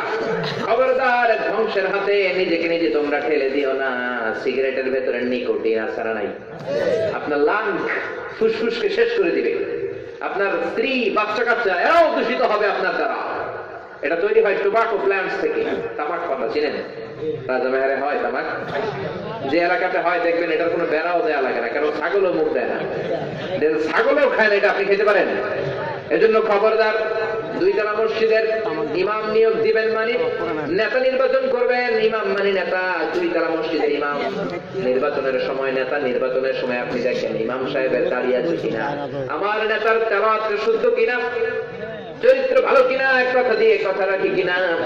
দুইতলা একটা মসজিদের ইমাম মানে নেতা বানানোর সময় এত কিছু দেখলেন, এবার গ্রামের নেতা, জেলা পরিষদের নেতা, ইউনিয়ন পরিষদের নেতা, দেশের নেতা, দশের নেতা, এগুলো নির্বাচনের সময় এই জিনিসগুলো দেখে দেখে নেতা বানানোর দরকার আছে না নাই? কথা কি মাথায় ঢুকে? ঢুকে? ছোট্ট দুইতলা মসজিদ, এটার ইমাম বানাবেন মানে নেতা বানাবেন, কত কিছু দেখলেন। গ্রামের নেতা, ইউনিয়ন পরিষদের নেতা, সিটি কর্পোরেশনের নেতা, জেলার নেতা, দেশের নেতা, তখন যখন আপনারা বানান তখন এগুলো দেখে দেখে নেতা বানানোর দরকার আছে না নাই? নিয়ম একটাই, সব নেতা বানানোর সময় দেখবেন নেতার গালে দাঁড়িয়ে আছে কিনা, নামাজ আছে কিনা, ভদ্রতা আছে কিনা, কথা দিয়ে কথা রাখি কিনা, আমার নেতার চরিত্রটা ভালো কিনা। এগুলো দেখে দেখে যদি নেতা বানান, দেশটারে বরকতময় করে দিবে কে? কারণ ভালো নেতা আমরা পাই নাই, দু চারজন আছে কিছু। ওবায়দুল কাদেরের জন্য আমার দোয়া করতে মনে চায়। এই ফাটা কৃষ্ণ যদি আরো 5টা পাইতাম আমরা, এই বাংলাদেশ সিঙ্গাপুর হয়ে যেত 5 বছরে। জোরে বলেন ঠিক কিনা? জোরে বলেন ঠিক কিনা? আল্লাহ আমাদের দেশে ভালো ভালো নেতা দেখে আমরা পড়ি আমিন। এই জন্য বিপদে পড়লে আপনারা কোরআন দিয়ে চেক করবেন, কারণ কোরআন হচ্ছে ফুরকান। তাবারাকাল্লাযী নাযালাল ফুরকানা আলা আবদিহি লিয়াকুনা লিল আলামিন নাযীরা। বরকতময় সে আল্লাহ যে আল্লাহ ফুরকান নাযিল করলেন বিশ্বনবীর উপরে, যাতে করে বিশ্বনবী গোটা বিশ্বের সব মানুষকে জাহান্নামের ভয় দেখাতে পারেন। ঠিক কিনা? তার মানে আমরা জানলাম কোরআনের আরেক নাম হলো ফুরকান। কোরআনের আরেক নাম ফুরকান। সবাই বলেন কোরআনের আরেক নাম ফুরকান। এই সূরা ফুরকান থেকে আজকে আমরা কথা শুনবো ইনশাআল্লাহ। বলেন ইনশাআল্লাহ। আরো আসতে বলেন ইনশাআল্লাহ। ইনশাআল্লাহ। এই সূরাতুল ফুরকান এটি মাক্কি সূরা। সবাই আওয়াজ করে বলেন কি সূরা? এই তাফসীর মাহফিলগুলোরে আপনারা ক্লাসের মতো মনে করবেন। কিসের মতো? It's a class. The person is delivering the lecture, he is your teacher. And you all sitting guys are the audience and students. যিনি কোরআনের কথা বলছেন এখানে বসে তিনি আপনার শিক্ষক। আমার আগে হযরতুল আল্লাহ ইয়াসিন ফারুকী ছিল আমাদের শিক্ষক, আমার পরে আরেকজন বসলে উনি হয়ে যাবে আমাদের শিক্ষক। আর আমরা সবাই কোরআনের ছাত্র। কোরআনের ছাত্র হয়ে বাঁচলেও লাভ, মরলেও লাভ। চিৎকার করে বলেন ঠিক কিনা? এজন্য এটাকে ক্লাসের মতো মনে করলে কিছু শিখে যাওয়া যাবে, জীবনটাকে পরিবর্তন করা যাবে। তা না হলে এই কান দিয়ে ঢুকলে ওই কান দিয়ে বের হয়ে গেলে কোনো লাভই হবে না। চিল্লায় বলেন ঠিক কিনা? আমরা যে সূরা থেকে কথা শুনতেছি সূরাটার নাম ফুরকান। সবাই বলেন ফুরকান। মাক্কি না মাদানী? মাশাআল্লাহ, মনে আছে তো? মাক্কি সূরা। এই সূরায় আয়াত রয়েছে ৭৭টা। কয়টা? ৭৭। এই সূরায় রুকু আছে ৬টা। জোরে বলেন কয়টা? ৬টা। এটি কোরআনের 18 পারায় অবস্থিত। কত পারায়? 18 পারা। এটি কোরআনের ধারাক্রম অনুসারে 25তম সূরা। কত সূরা? 25তম। 6টা রুকু যে আছে এর শেষ রুকু মানে ষষ্ঠ রুকু থেকে আজকে আমরা কথা শুনবো ইনশাআল্লাহ। পড়েন ইনশাআল্লাহ। সূরা ফুরকানের ষষ্ঠ রুকুতে আল্লাহ তাআলা তার প্রিয় বান্দাদের 12টি নৈতিক গুণাবলীর আলোচনা করেছেন। জোরে বলেন কয়টি? 12টি। আরো জোরে 12টি। সবাই বলেন 12টি নৈতিক গুণাবলীর কথা বলেছেন। এই 12টা নৈতিক গুণাবলী যদি আপনি আপনার জীবনে বাস্তবায়ন করতে পারেন, রব্বুল আলামিন আপনাকে প্রিয় বান্দাদের তালিকায় তুলে নিবে। সুবহানাল্লাহ। আমরা সবাই যে আল্লাহর প্রিয় বান্দা হতে। আল্লাহ শুরু করছেন ওয়া ইবাদুর রাহমানিল্লাযীনা ইয়ামশুনা আলাল আরদি হাওনাও ওয়া ইযা খাতাবাহুমুল জাহিলুনা ক্বালু সালামা। ইবাদুর রহমান। সবাই বলেন ইবাদুর রহমান। ইবাদুর রহমান মানে রহমানের প্রিয় বান্দা। ইবাদ মানে বান্দা, আর রহমান মানে রহমান। আমরা রহমানের প্রিয় বান্দা হতে চাই কি চাই না? আল্লাহ ডেকে বললেন গোলাম আমার নাম শুধু আল্লাহ না, আল্লাহ ছাড়াও আমার আরো সুন্দর সুন্দর অনেকগুলো নাম আছে না নাই? বলিদ আল্লাহ আবিদুর রহমান আইয়াম্মা তাদউ ফালাহুল আসমাউল হুসনা। আল্লাহ বলেন তোমরা আমারে রহমান বলে ডাকো কিংবা আল্লাহ বলে ডাকো, আই ডোন্ট মাইন্ড, আমি মাইন্ড করি না। আপনি আল্লাহর যদি আল্লাহ না ডাইকা রহমান বলেন, আল্লাহ কি মাইন্ড করে? আল্লাহরে গফুর বলে ডাক দিলে আল্লাহ মাইন্ড করে? আল্লাহরে কাহ্হার বলে ডাক দিলে আল্লাহ মাইন্ড করে? আল্লাহ বলেন আমার অনেকগুলো নাম আছে, আমার নাম রহমান, আমার নাম আল্লাহ, আমার নামটা এমন নাম বিপদে পড়লে সবাই এই নামের জিকির করে। কোন ঠিক কিনা? আপনি আপনার জীবনের সবচেয়ে বড় বিপদের দিনটির কথা খেয়াল করেন তো, দেখবেন ওই দিন মনের অজান্তেই আপনার মুখ দিয়ে যেই নামটা এসেছে, নামটা কি? জোরে বলেন কি নাম? মানুষ বিপদে পড়লে আল্লাহর চিনে, আল্লাহর ডাকে আপনি যত বড় ক্ষমতার অধিকারী হন, যত টাকাওয়ালা হন, যত সম্পদওয়ালা হন, বিপদে পড়লে একজনের নাম মুখ দিয়ে বেরোয়, নামটা কার? আল্লাহ। বলেন কার? আল্লাহ। মাননীয় প্রধানমন্ত্রী শেখ হাসিনার ব্যক্তিগত বিমানটা গত 2-3 মাস আগে ল্যান্ডিং এর সমস্যা, পত্রিকা পড়ছেন? 33টা চক্কর মেরেছে আকাশে। কয়টা? কথা বলে না কেন? কয়টা? 33টা চক্কর। তার স্পেশাল সিকিউরিটি ফোর্স বলল, মাননীয় প্রধানমন্ত্রী আমাদের বিমান এখন ল্যান্ডিং করতে পারবে না, উই কান্ট ল্যান্ড গ্রাউন্ড। যান্ত্রিক ত্রুটির কারণে বিমান ল্যান্ডিং করবে না, বিমানে ঝামেলা হচ্ছে, ল্যান্ডিং করতে সমস্যা হবে, বিমানটা চক্কর মারছে 33টা। এই নিউজ যখন মাননীয় প্রধানমন্ত্রীর কানে গেছে, উনি জিকির করছে কার? বিপদ থেকে বাঁচার জন্য ডাকছে কারে? তার মানে 16 কোটি মানুষের সবচাইতে ক্ষমতাধর নারী মাননীয় প্রধানমন্ত্রী শেখ হাসিনা, উনিও যখন বিপদে পড়েন উনিও জিকির করেন লা ইলাহা ইল্লাল্লাহ, লা ইলাহা ইল্লাল্লাহ মুহাম্মাদুর রাসূলুল্লাহ। কক্সবাজারে যখন তুফান হয়, টর্নেডো হয়, 8 নাম্বার সতর্ক সংকেত হয়, 10 নাম্বার সতর্ক সংকেত হয়, তখন কক্সবাজারে শুধু মুসলমানেরাই আল্লাহরে ডাকে না, হিন্দুরাও ডাকে কারে? আল্লাহকে। বৌদ্ধরাও ডাকে কারে? বৌদ্ধরা বলে আর গৌতম বুদ্ধ কিছু হইন্য পারে, হিন্দুরা বলে আর রামকৃষ্ণ কিছু হইন্য পারে, একখানে আল্লাহরে ডাকবাজি। সুবহানাল্লাহ কইবেন না? তার মানে বিপদে পড়লে আল্লাহরে চেনা যায়। যখন আপনি বিপদে পড়বেন, মুসিবতে পড়বেন, যেই নামটা মুখ দিয়ে বেরোয়, নামটা কি? আল্লাহ। পাকিস্তানি হানাদার বাহিনী এদেশে হিন্দুদের উপর, হিন্দু ভাইদের উপর মারাত্মক অত্যাচার করেছিল 71-এ। হিন্দু দেখলে গুলি, আর জিজ্ঞেস করতো মুসলিম আর হিন্দু, মুসলমান না হিন্দু। অনেক হিন্দু বাঁচার জন্য কইতো মুসলিম, সব হিন্দু কালিমা মুখস্থ করে নিয়েছিল। যেরকম ঠিক কিনা? এক বাঙালি মুসলমানরা একবার এক পাকিস্তানি আর্মি ধরছে, বলে মুসলিম আর হিন্দু, কয় মুসলিম, কয় সালে কালিমা বাতাও, তাহলে কালিমা কও। বাঙালি ডরে কয় লা ইলাহা इल्ला अंता सुब्हानक इन्नी कुन्तु मिनज़ ज़ालिमीन। पाकिस्तानी आर्मी का साले ये तो मुसीबत का कलिमा है। बांग्लादेश का हम तो भी मुसीबत में है, আমিও তো মুসিবতে আছি। বন্দুক মাথার মধ্যে ধরে তুমি আমার এই কালিমা জিজ্ঞেস করো, আমার কি আর কালিমা মনে আছে নাকি? তার মানে বিপদে পড়লে এই কালিমা ওই কালিমায় যায়, ওই কালিমা এই কালিমায় যায়, কিন্তু একটা নাম কোনোদিন চেঞ্জ হয় না, নামটা কার? আল্লাহ। আমি পৃথিবীর অনেকগুলো দেশ ঘুরেছি, 1 ডজন হবে। তো মুসলিম যে ফ্লাইট গুলোতে চড়ি, তখন দেখি কেবিন ক্রু বা এয়ার হোস্টেস বিমান টেক অফ করার আগে যখন গ্রাউন্ডে ট্যাক্সি করে, তারপরে তারা ফ্লাই করে, এটাকে টেক অফ বলে। টেক অফ করার সময় তারা আল্লাহর নামের দোয়া করা শুরু করে দেয়। ইভেন আপনাদের বাংলাদেশেও আমরা এক জেলা থেকে যখন আরেক জেলায় যাই, কক্সবাজারে যাই, সিলেটে যাই, প্লেনে যাই, যশোরে যাই, আমরা তখন প্লেনে যাই সময় বাঁচানোর জন্য। শাহজালাল আন্তর্জাতিক বিমানবন্দর থেকে যশোরে যেতে লাগে মাত্র 25 মিনিট। 80 সিটের যে বিমানগুলো, ইউএস বাংলা, ইউনাইটেড এয়ারওয়েজ, নভোয়া, আমরা বিমানে বসার পরে কিছু মেয়ে এসে আমাদেরকে খাবার দেয়। মেয়েগুলো যথেষ্ট সুন্দরী, ছেলেদের মতো পোশাক পরে, সবাই হাসতেছে। এই বিমানে চড়তে হলে এটা সহ্য করতে হবে, কিছু করার নেই। এসে বলে how can I help you sir, কেমন করে আপনাকে সাহায্য করতে পারি। এসে খাবার দিয়ে যায়, বার্গার দিয়ে যায়। আমি খেয়াল করে দেখলাম মেয়েগুলো ছেলেদের মতো পোশাক পরে, লিপস্টিক দেয়, পার্লারিং করে, ব্রু প্লাক করে, হেজাব নাই, পর্দা নাই, নেকাব নাই, কিন্তু বিমানটা আকাশে ওঠার আগে মাইক্রোফোন হাতে নিয়ে জিকির করে কার? আল্লাহ। বিশ্বাস হয় না? একটা টিকিট কেটে দেয়। তারা একটা কাগজ নেয়, কাগজটা নিয়ে আরবিতে পড়তে জানে না, বাংলায় লেখা আছে, পড়া শুরু করে দেয় আল্লাহু আকবার, আল্লাহু আকবার, আল্লাহু আকবার। আমার মতো তো শুদ্ধ উচ্চারণ না, আরবি না জানা লোক বাংলাদেশে উচ্চারণ করলে যেরকম খিচুড়ি মার্কা উচ্চারণ, এরকম উচ্চারণ মেয়েগুলো। তখন পড়ে সুবহানাল্লাযী সাখখারা লানা হাযা ওয়া মা কুন্না লাহু মুকরিনিন ওয়া ইন্না ইলা রাব্বিনা লামুনকালিবুন। আমি অবাক হলাম, কি রে এই মেয়েগুলোর হেজাব নাই, পর্দা নাই, এগুলো দোয়া করে কেন? পরক্ষণেই ভাবলাম একটু পরে বিমানটা আকাশে উঠে যাবে, ইন্টারন্যাশনাল ফ্লাইট গুলো 35 থেকে 40,000 ফিট দিয়ে উড়ে, আর ডোমেস্টিক ফ্লাইট গুলো 15,000 থেকে 20,000 ফিট দিয়ে 12,000 ফিট দিয়ে উড়ে। তারা ভালো করেই জানে এখন বিমানটা কাছে উঠবে, ওই 15,000 ফিট উপরে যদি বিমানের মধ্যে গন্ডগোল হয়, কেউ বাঁচাতে পারবে না একজন ছাড়া, তিনি কে? তার মানে বিপদে পড়লে মুখ দিয়ে যে নামটা আসে, নামটা কার?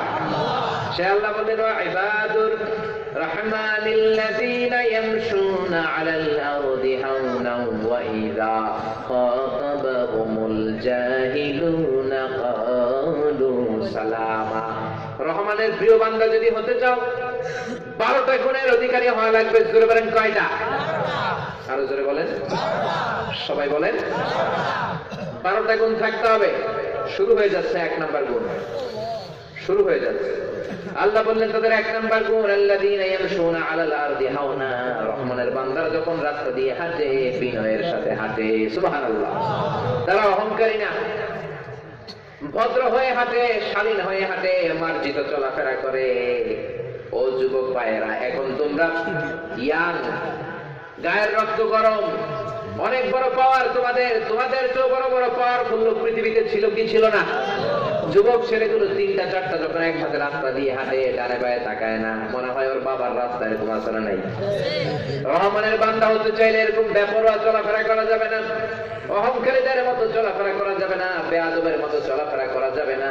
রাস্তা দিয়ে হাঁটার সময় বিনয়ের সাথে ভদ্রভাবে হাঁটার দরকার আছে না নাই?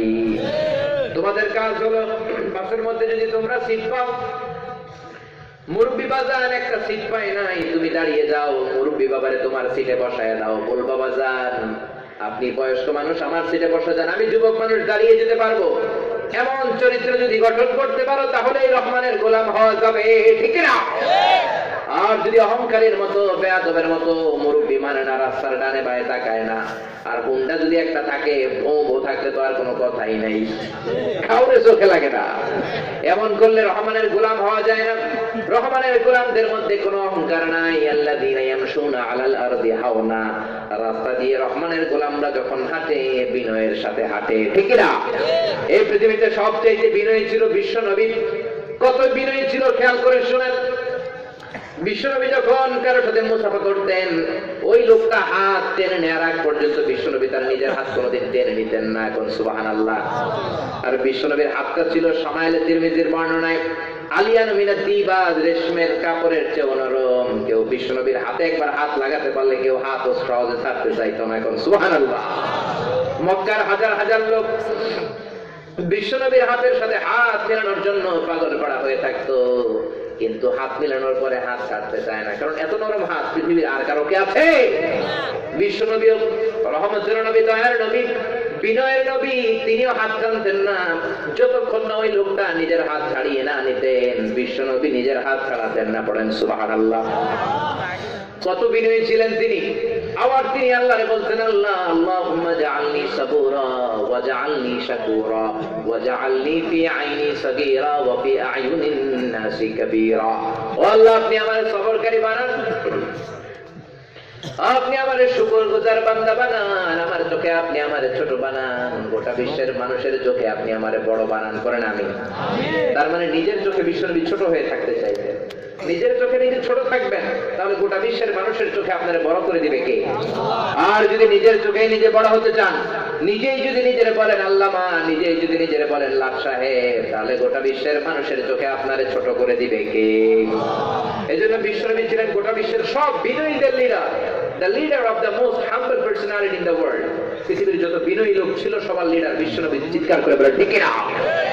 আর আবু জাহেল হলো অহংকারীদের লিডার, ফেরাউন হলো স্বৈরাচারীদের লিডার, কারুন আর নামরুদ হলো বেয়াদবদের লিডার। জোরে কোন ঠিক কিনা? এজন্য বিশ্বনবীর প্রশংসা গোটা বিশ্বে আছে না নাই? কিন্তু আবু জাহেলের প্রশংসা আছে নাকি? সৌদি সরকার আবু জাহেলের বাড়িতে করে দিয়েছে ল্যাট্রিন। কি করছে? বাঙালি হাজিরা যাইয়া আইগা বইরা দিয়ে ভরাই দিয়ে আসে, নিয়ত করে যায় নাই ভাই ওই কাজ করুন। প্লেন থেকে নামার পরে কয় তাওয়াফ পরে করবো, আগে আবু জাহেলের বাড়ি কোনটা? সবাইকে আবু জাহেলের ঘর দিয়ে তুমি কি করবা? একটা কাম আছে। তার মানে কিয়ামত পর্যন্ত গোটা বিশ্বের সব মুমিনরা যে মল ত্যাগ করে তার বাড়ি নাপাক করে দিয়ে আসবে, কিন্তু বিশ্বনবীর নামে নামে প্রতি সেকেন্ডে তাকবীর আছে না নাই? হেরা হতে হেলে দুলে নুরানি চমকে আসে হাই সারা দুনিয়ার হেরে মেরে পর্দা খুলে খুলে যায় সে যে আমার কমলিওয়ালা কমলিওয়ালা তার ভাবে বিভোর রাঙা পায়ের তলে পর্বত জঙ্গল টল মল টলে খুরমা খেজুর বাদাম জাফরানি ফুল ঝরে ঝরে যায় সে যে আমার কমলিওয়ালা কমলিওয়ালা পড়েন না আল্লাহু আকবার। তার মানে গোটা বিশ্ব নবীর প্রশংসায় মাতোয়ারা ঠিকিরা। কিন্তু আবু জাহেলের কথা যখন কেউ বলে সবাই বলে লানাতুল্লাহি আলাইহি, আল্লাহ লানত তার উপর পড়ুক। ফেরাউনের কথা যখন বলে সবাই বলে আল্লাহর গজব এই ফেরাউনের উপর পড়ুক, ঠিক না? এই ফেরাউনের লাশটা আমি নিজে দেখে এসেছি মিশরে। আমি তো মিশরে পড়াশোনা করেছি 5 বছর। মিশরের রাজধানী কায়রোর ন্যাশনাল মিউজিয়ামের রয়্যাল মমিস চেম্বারে এই লাশটা আছে, ফেরাউনের লাশ। এই জাদুঘরে ঢুকতে লাগে 100 পাউন্ড, লাশ ঘরে আরো 100 পাউন্ড। আমি ঢুকছি ফ্রি, কারণ আমার আলাদার কার্ড দেখালে 7 ফুট মা। ঢুকলাম, ঢুকে দেখি ফেরাউন চাচা শুয়ে রয়েছে। কি সর্বনাশ!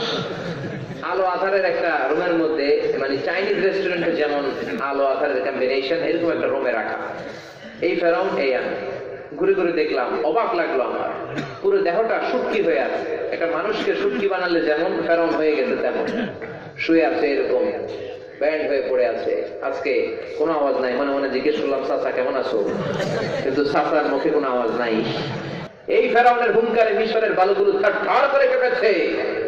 এই ফেরাউনের ধমকির কারণে মুসা আলাইহিস সালাম এক রাতও নিজের ঘরে ঘুমাতে পারে নাই, অন্য জায়গায় যেয়ে ঘুমাইতো। আজও বাংলার জমিনে এরকম পরিস্থিতি আছে না নাই? গ্রাম এক জায়গায় ঘুমায় আরেক জায়গায়, বাড়ি এক জায়গায় থাকে আরেক জায়গায়, থানা এক জায়গায় থাকে আরেক থানায় যাবে, ঠিক না? ওয়ালা তাহিনু ওয়ালা তাহজানু ওয়া আনতুমুল আ'লাউনা ইন কুনতুম মুমিনিন। চিন্তার কোনো কারণ নাই, দুশ্চিন্তার কিচ্ছু নাই। ঈমান যদি পাকা থাকে, সবর যদি থাকে, ধৈর্য ধারণ করার মানসিকতা যদি থাকে, এই কঠিন দিন বেশি দিন থাকবে না। কালেমার পতাকা একদিন পথ করে উঠবেই, চিল্লাবে, ঠিক না? ফেরাউনের আজ কোনো আওয়াজ নাই। ডানে বায়ে চারদিকে সব জায়গা দিয়ে ঘুরলাম, কিন্তু কোনো আওয়াজ নাই। কারণ পৃথিবীতে কেউ তো স্থায়ী হয় না।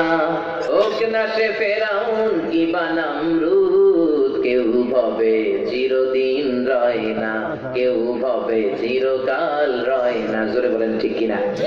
তাহলে যারা ফেরাউনের মতো ক্ষমতা দেখাতে চায়, জুলুম করতে চায়, তাদের ফেরাউনের জীবনী থেকে শিক্ষা নেওয়ার দরকার আছে না নাই? যে ফেরাউনকে আল্লাহ শুটকি বানিয়েছে, সে আল্লাহ আজও আছে না নাই? আল্লাহর ক্ষমতা মানে আগের চেয়ে একটু কমছে। সে আল্লাহ আজও আছে না নাই? সে আল্লাহ বললেন, গোলাম আমার প্রিয় বান্দা যদি হতে চাও, 12টা গুণের প্রথম গুণাবলী হলো আল্লাযীনা ইয়ামশুনা আলাল আরদি হাওনা। জমিনের উপর দিয়ে যখন রহমানের বান্দারা হাঁটে, বিনয়ের সাথে হাঁটে। কেমনে হাঁটে? সবাই বলবেন কেমনে হাঁটে? বিশ্বনবী বিনয়ের সাথে হাঁটতেন, দেখে শুনে হাঁটতেন, কারো গায়ে যেন ধাক্কা লেগে না যায়, আমার হাঁটার কারণে যেন কারো কষ্ট না হয়ে যায়। বিশ্বনবী ইনদামা ইয়ামশি আলাল আরদি কান্নামা ইয়ানহাতু মিন সামাম। পাহাড় থেকে, ঢালু থেকে নিচের দিকে নামার সময় যেমনি আমরা পাগুলো খেয়াল করে করে পালাই, বিশ্বনবী স্বাভাবিকভাবে হাঁটার সময়ও খেয়াল করে করে জমিনে পা ফেলতেন। কোন সুবহানাল্লাহ! বিশ্বনবী বিনয়ে হয়ে হাঁটতেন, তার মানে এই নাকি বিশ্বনবী দুর্বল ছিলেন, গায়ে জোর ছিল না, এরকম ছিল নাকি? বিশ্বনবী বললেন, শোনো শোনো, রব্বুল আলামিন 40 জন জান্নাতি ব্যক্তির শক্তি আমার হাতের মধ্যে আল্লাহ রাব্বুল আলামিন ঢুকিয়ে দিয়েছেন। কোন সুবহানাল্লাহ! 40 জন জান্নাতি মানে দুনিয়ার 400 জন মুহাম্মদ আলীর শক্তি। তার মানে বিশ্বনবী এক হাত দিয়ে যদি আমাদেরকে থাপ্পড় মারতেন, আমরা সবাই 10 হাত দূরে যেয়ে পড়বো। কোন ঠিক না? এত শক্তির অধিকারী ছিলেন তিনি, দুর্বল নয়।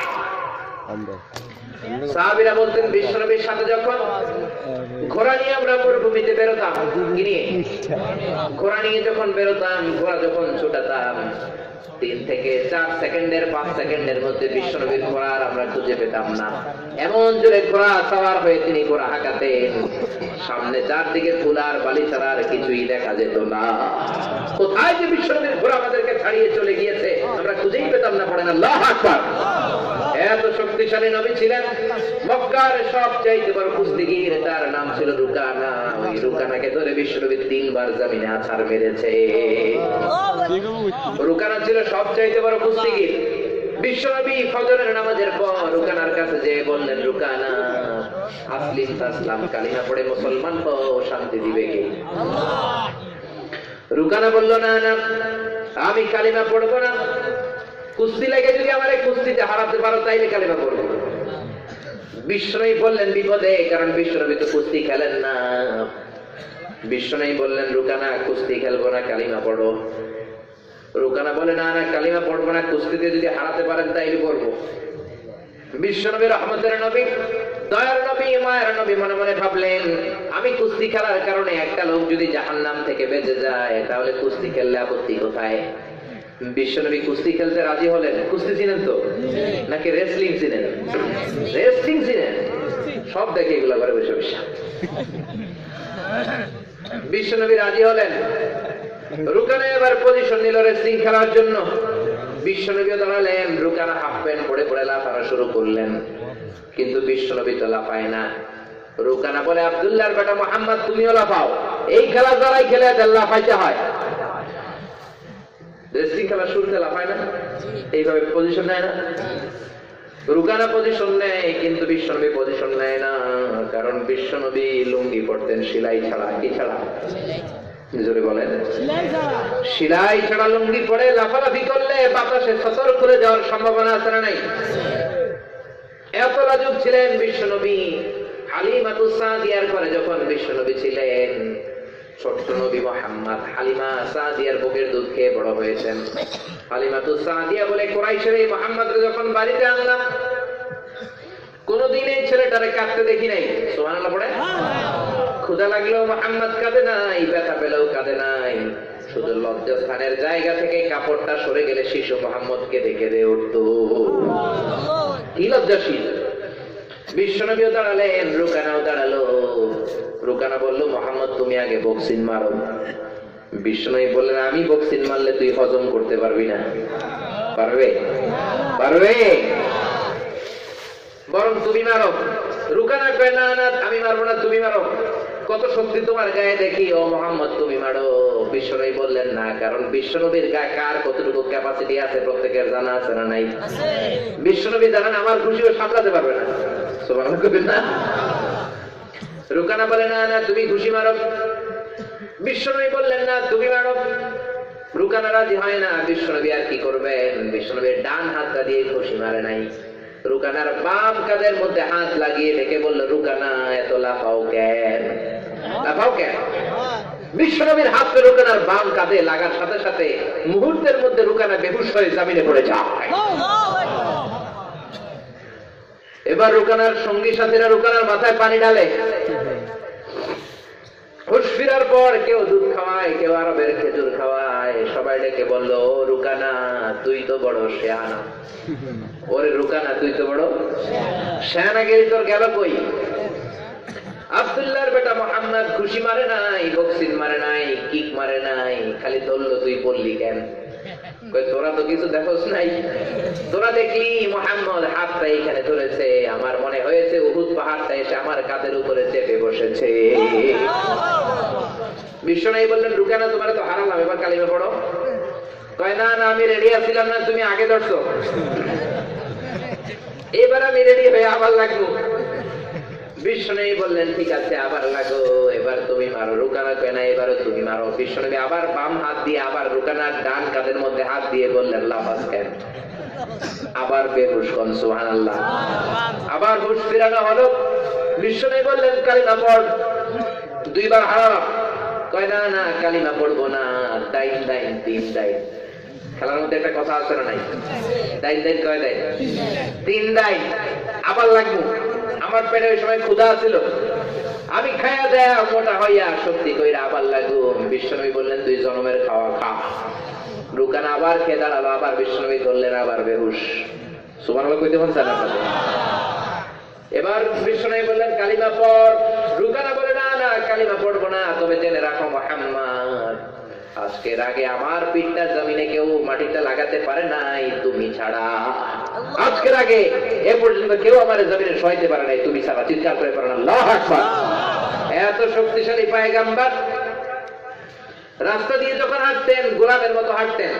বিনয়ের সাথে হাঁটতেন, ভদ্রভাবে হাঁটতেন। এজন্য আল্লাহ বললেন, ও গোলাম, রহমানের প্রিয় বান্দা যদি হতে চাও, রাস্তা দিয়ে বিনয়ের সাথে ভদ্রভাবে চলাফেরার দরকার আছে না নাই? ওয়া ইবাদুর রাহমানিল্লাযীনা ইয়ামশুনা আলাল আরদি হাওনাও ওয়া ইযা খাতাবাহুমুল জাহিলুনা ক্বালু সালামা। রহমানের বান্দারা যখন রাস্তা দিয়ে হাঁটে, বিনয়ের সাথে হাঁটে। রাস্তা দিয়ে যখন হাঁটবেন কেমন করে হাঁটবেন? রাজি আছেন তো? রাত তো বেজে গেল 1:45, 12টার একটা গন্ত বলা হয়ে গেছে। এবার মোনাজাত দিয়ে দিই। হ্যাঁ, অনেক রাত হয়ে গেল না? দিয়ে দিব? আমাদের জন্য একটাই তো যথেষ্ট। আরো শুনবেন? আচ্ছা, আরো একটা দুইটা বলি, তারপরে আমরা দোয়া করে একসাথে বিদায় নিব ইনশাআল্লাহ। পড়েন। এরপর আল্লাহ বললেন, রহমানের বান্দাদের 2 নাম্বার গুণাবলী, একটা শেষ। এবার কয় নাম্বার?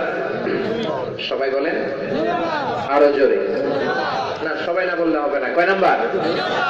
2 নাম্বার গুণাবলী আল্লাহ বললেন, ওয়া ইযা খাতাবাহুমুল জাহিলুনা ক্বালু সালামা। রহমানের বান্দারা যখন রাস্তা দিয়ে হাঁটে, কেউ যখন তাদের সাথে ঝগড়া করে, তাদেরকে গালি দেয়, রহমানের বান্দারা কি পাল্টা গালি দেয় নাকি? তার বিপরীতে, গালির বিপরীতে তারা সালাম দেয়। কি দেয়? সবাই বলেন, কি দেয়? সালাম সালাম হাজার সালাম সকল শহীদ স্মরণে, আমার হৃদয় রেখে যেতে চাই তাদের স্মৃতির চরণে। পারেন না বোধহয় আপনারা? বলেন সবাই, সালাম সালাম সকল শহীদ স্মরণে, আমার হৃদয় রেখে যেতে চাই তাদের স্মৃতির চরণে। পড়েন আমিন। যত ভাষা শহীদ ভাষার জন্য জীবন দিলেন, তাদের জন্য আমাদের পক্ষ থেকে সালাম আছে না নাই? দোয়া আছে না নাই? মুক্তিযোদ্ধাদের জন্য দোয়া আছে না নাই? আল্লাহ তাদের কবরগুলোর জান্নাতের টুকরা বানিয়ে দাও। পড়েন আমিন। আল্লাহ বললেন, ওয়া ইযা খাতাবাহুমুল জাহিলুনা ক্বালু সালামা। রহমানের বান্দা যদি হতে চাও, 2 নাম্বার গুণাবলী হলো, রাস্তা দিয়ে যখন তুমি হাঁটবা, তোমাকে অনেকে গালি দিবে, কারণ তুমি কোরআনের সৈনিক। কিসের সৈনিক? তুমি কোরআনের কথা বলো, হকের কথা বলো, লোকজন তোমারে গালি দিবে, টিটকারি করবে, কিন্তু গালির জবাবে গালি দেয়া যাবে নাকি? কি দিতে হবে? জোরে বলেন। বিশ্বনবীর জামানা তো এরকম গালি ছিল কি ছিল না? বিশ্বনবীর গালি দেয়া হয়েছে পাগল বলে। নাউজুবিল্লাহ পড়েন। বিশ্বনবীকে গালি দেওয়া হয়েছে কবি বলে, গণক বলে, জাদুকর বলে।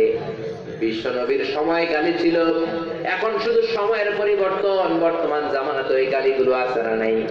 কিন্তু গালিগুলোর ধরন চেঞ্জ হয়েছে।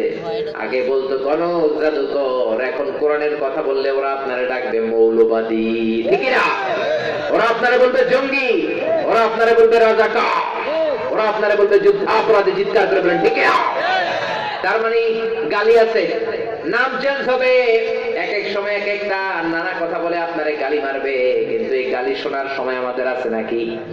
কোরআনের কথা বললে, হকের কথা বললে নানা ধরনের, আমি যে একটা বললাম, নানা ধরনের গালি আপনার জন্য আসতে পারে, কিন্তু এই গালির জবাবে গালি দেয়া যাবে। আপনাকে সালাম দিতে হবে। কি দিবেন? এজন্য বিশ্বনবী বলেন, আল বাদিউ বিসসালামি বারিউম মিনাল কিবর। আগে আগে যে অন্যকে সালাম দিয়ে দেয়, তার অন্তর থেকে অহংকার তুলিয়ে দেয় কে? আল্লাহ। এজন্য বাবা ছেলের সালাম দিবেন, ছেলে বাবারে সালাম দিবা, স্বামী স্ত্রীর সালাম দিবেন, স্ত্রী ও স্বামীর সালাম দিবেন। ঠিক কিনা? তাহলে মর্যাদা বাড়িয়ে দিবে কে? সালাম দেন তো ঘরে আপনারা? ইনশাআল্লাহ। নাকি বলবে না, আমি তো স্বামী, আমি কেন দেবো, এটি না রে দিব, আই কিলে দিও। নোয়াখালীর ভাষা বুঝেন তো? এরা খুব সংক্ষেপে কথা বলে। নোয়াখালীর ভাষাটা আমার খুব ভালো লাগে। গতকাল আমার মাহফিল ছিল নোয়াখালী, সেনবাগ থানা। তার আগের দিন কক্সবাজার। সকাল 10টায় বের হয়েছি বাসা থেকে, কক্সবাজার দিয়ে পৌঁছেছি রাত 10:30টায়। তার মানে 12 ঘন্টা 30 মিনিট নন স্টপ। মাঝখানে ছিল পরিবহন ধর্মঘটের লোকদের আন্দোলন, গাড়িতে চলতে দিবে না। তারপরে পৌঁছলাম। তারপরে কক্সবাজার থেকে রওনা হয়ে গতকাল ছিল নোয়াখালী সেনবাগ। 11:30-এ উঠেছি স্টেজে। সেখান থেকে আজকে আবার প্রথমে প্রোগ্রাম করেছি, আজকে মাগরিবের পরে 14 গ্রাম। এই যে বেজ লাগে আসছে, এটা আপনাদের দেয়া বেজ না, ওই 14 গ্রামের বেজ। ওই 14 গ্রামের প্রোগ্রাম করে তারপর আপনাদের এখানে এসেছি। তো নোয়াখালীর ভাইদের কথাগুলো ভালো লাগে এই কারণে, সংক্ষেপে মেরে দেয়। আমরা বলি তুমি খেয়ে শুয়ে যাও, এরা কয় তুই খাই হুতি যা। সংক্ষেপ হয়ে গেল না? আমরা বলি তুমি এখান দিয়ে এসে ওখান দিয়ে যাও, নোয়াখালীর এরা কয় তুই ইয়ান দিয়ে হিয়ান দি যা। সহজ না কঠিন? সহজ হয়ে গেছে না? নোয়াখালীর ভাইরা প বলতে পারে না, পানিতে কি কয়? পানিতে কি কয়? তো আমি সেনবাগে জিজ্ঞেস করলাম, ও ভাইরা আপনারা পানিতে বলেন হানি আর পান রে বলেন হান, তো পানি যদি হানি হয়, পান যদি হান হয়, পেঁপে কি হবে? পেঁপে হওয়া দরকার হে হে, ঠিক কিনা? তারা বলে না আমরা হে হে বলি না, তো কি কন? আমরা বলি পপ্পিয়া, তার মানে জাতে মাতাল তালে। শুধু নোয়াখালীর ভাইদের এই সমস্যা না, ফেনীর ভাইদেরও সমস্যা আছে। ফেনীর ভাইয়েরাও হ বলতে পারে না, পরে বলে হ, পরে কি বলে? ওদের নিজেদের জেলাটারও ওরা বলতে পারে না, ফেনীর বলে হেনি। ফেনীর কি বলে? এক জায়গায় দেখলাম স্লোগান দিতেছে মিছিলে আঞ্চলিক ভাষায়, হেনি কলেজের টিয়া লই সবাই কয় সুদূর বুদুর সৈত হ। হেনি কলেজের টিয়া লই সুদূর বুদুর সৈত। তার মানে আঞ্চলিক ভাষায় স্লোগান হয় দেশে আপনারা নেই। কি আজীব তামাশা! আপনি আল্লাহর দেয়া এই ভাষা নিয়ে যদি চিন্তা করেন, কপাল খুশে খুশে আল্লাহর সিজদা দিতে মন চাবে। এক ভাষা কিন্তু এক জেলায় ঢুকলে এক এক রকম। আমরা তো বিভিন্ন জেলাতে যাই, পাবনায় গেলাম, পাবনার ভাইদের সমস্যা হচ্ছে পাবনার ভাইয়েরা দন্ত ন এই ন উচ্চারণ করতে পারে না, নয়ের জায়গায় তারা বলে ফেলে ল। কি বলে?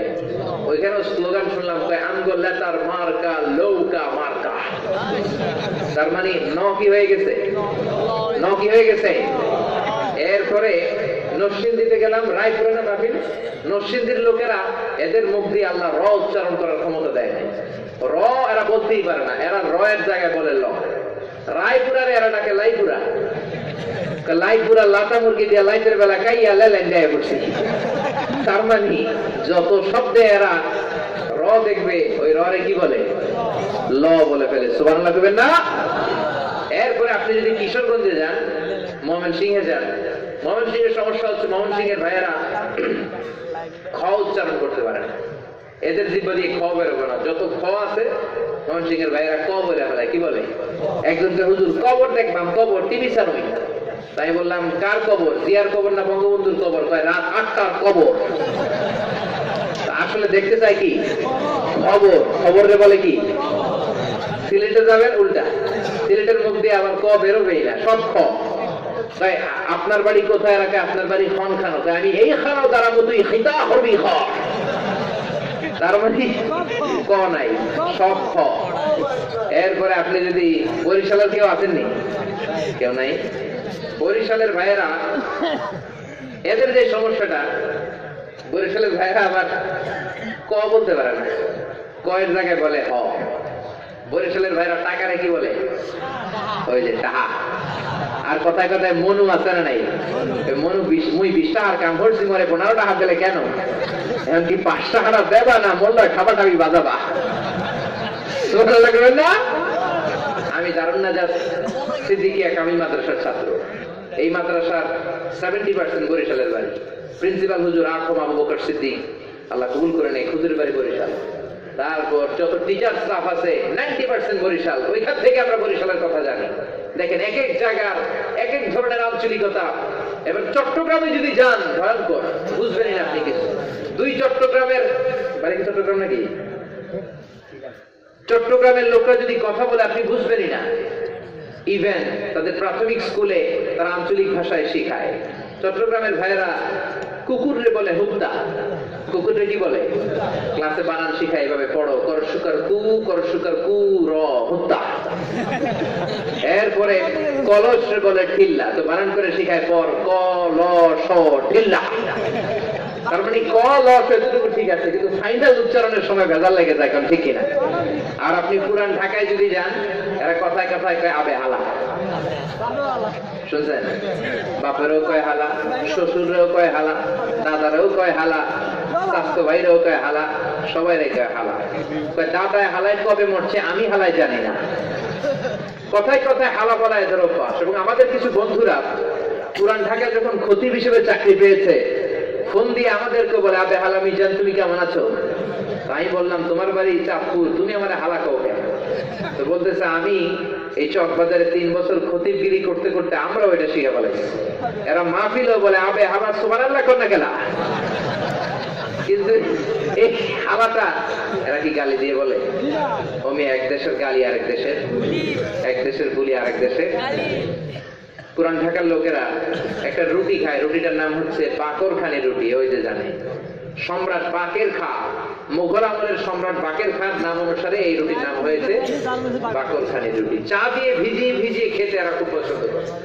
পাবনার লোক ভাবলো ঢাকা গেলে এই রুটি খাবো, তো ঢাকায় যে বাকরখানি রুটির দোকানদারের কাছে গেছে, ওই দোকানে যেয়ে দেখে দোকানের মালিক হচ্ছে প্রায় 70 বছরের বয়স্ক।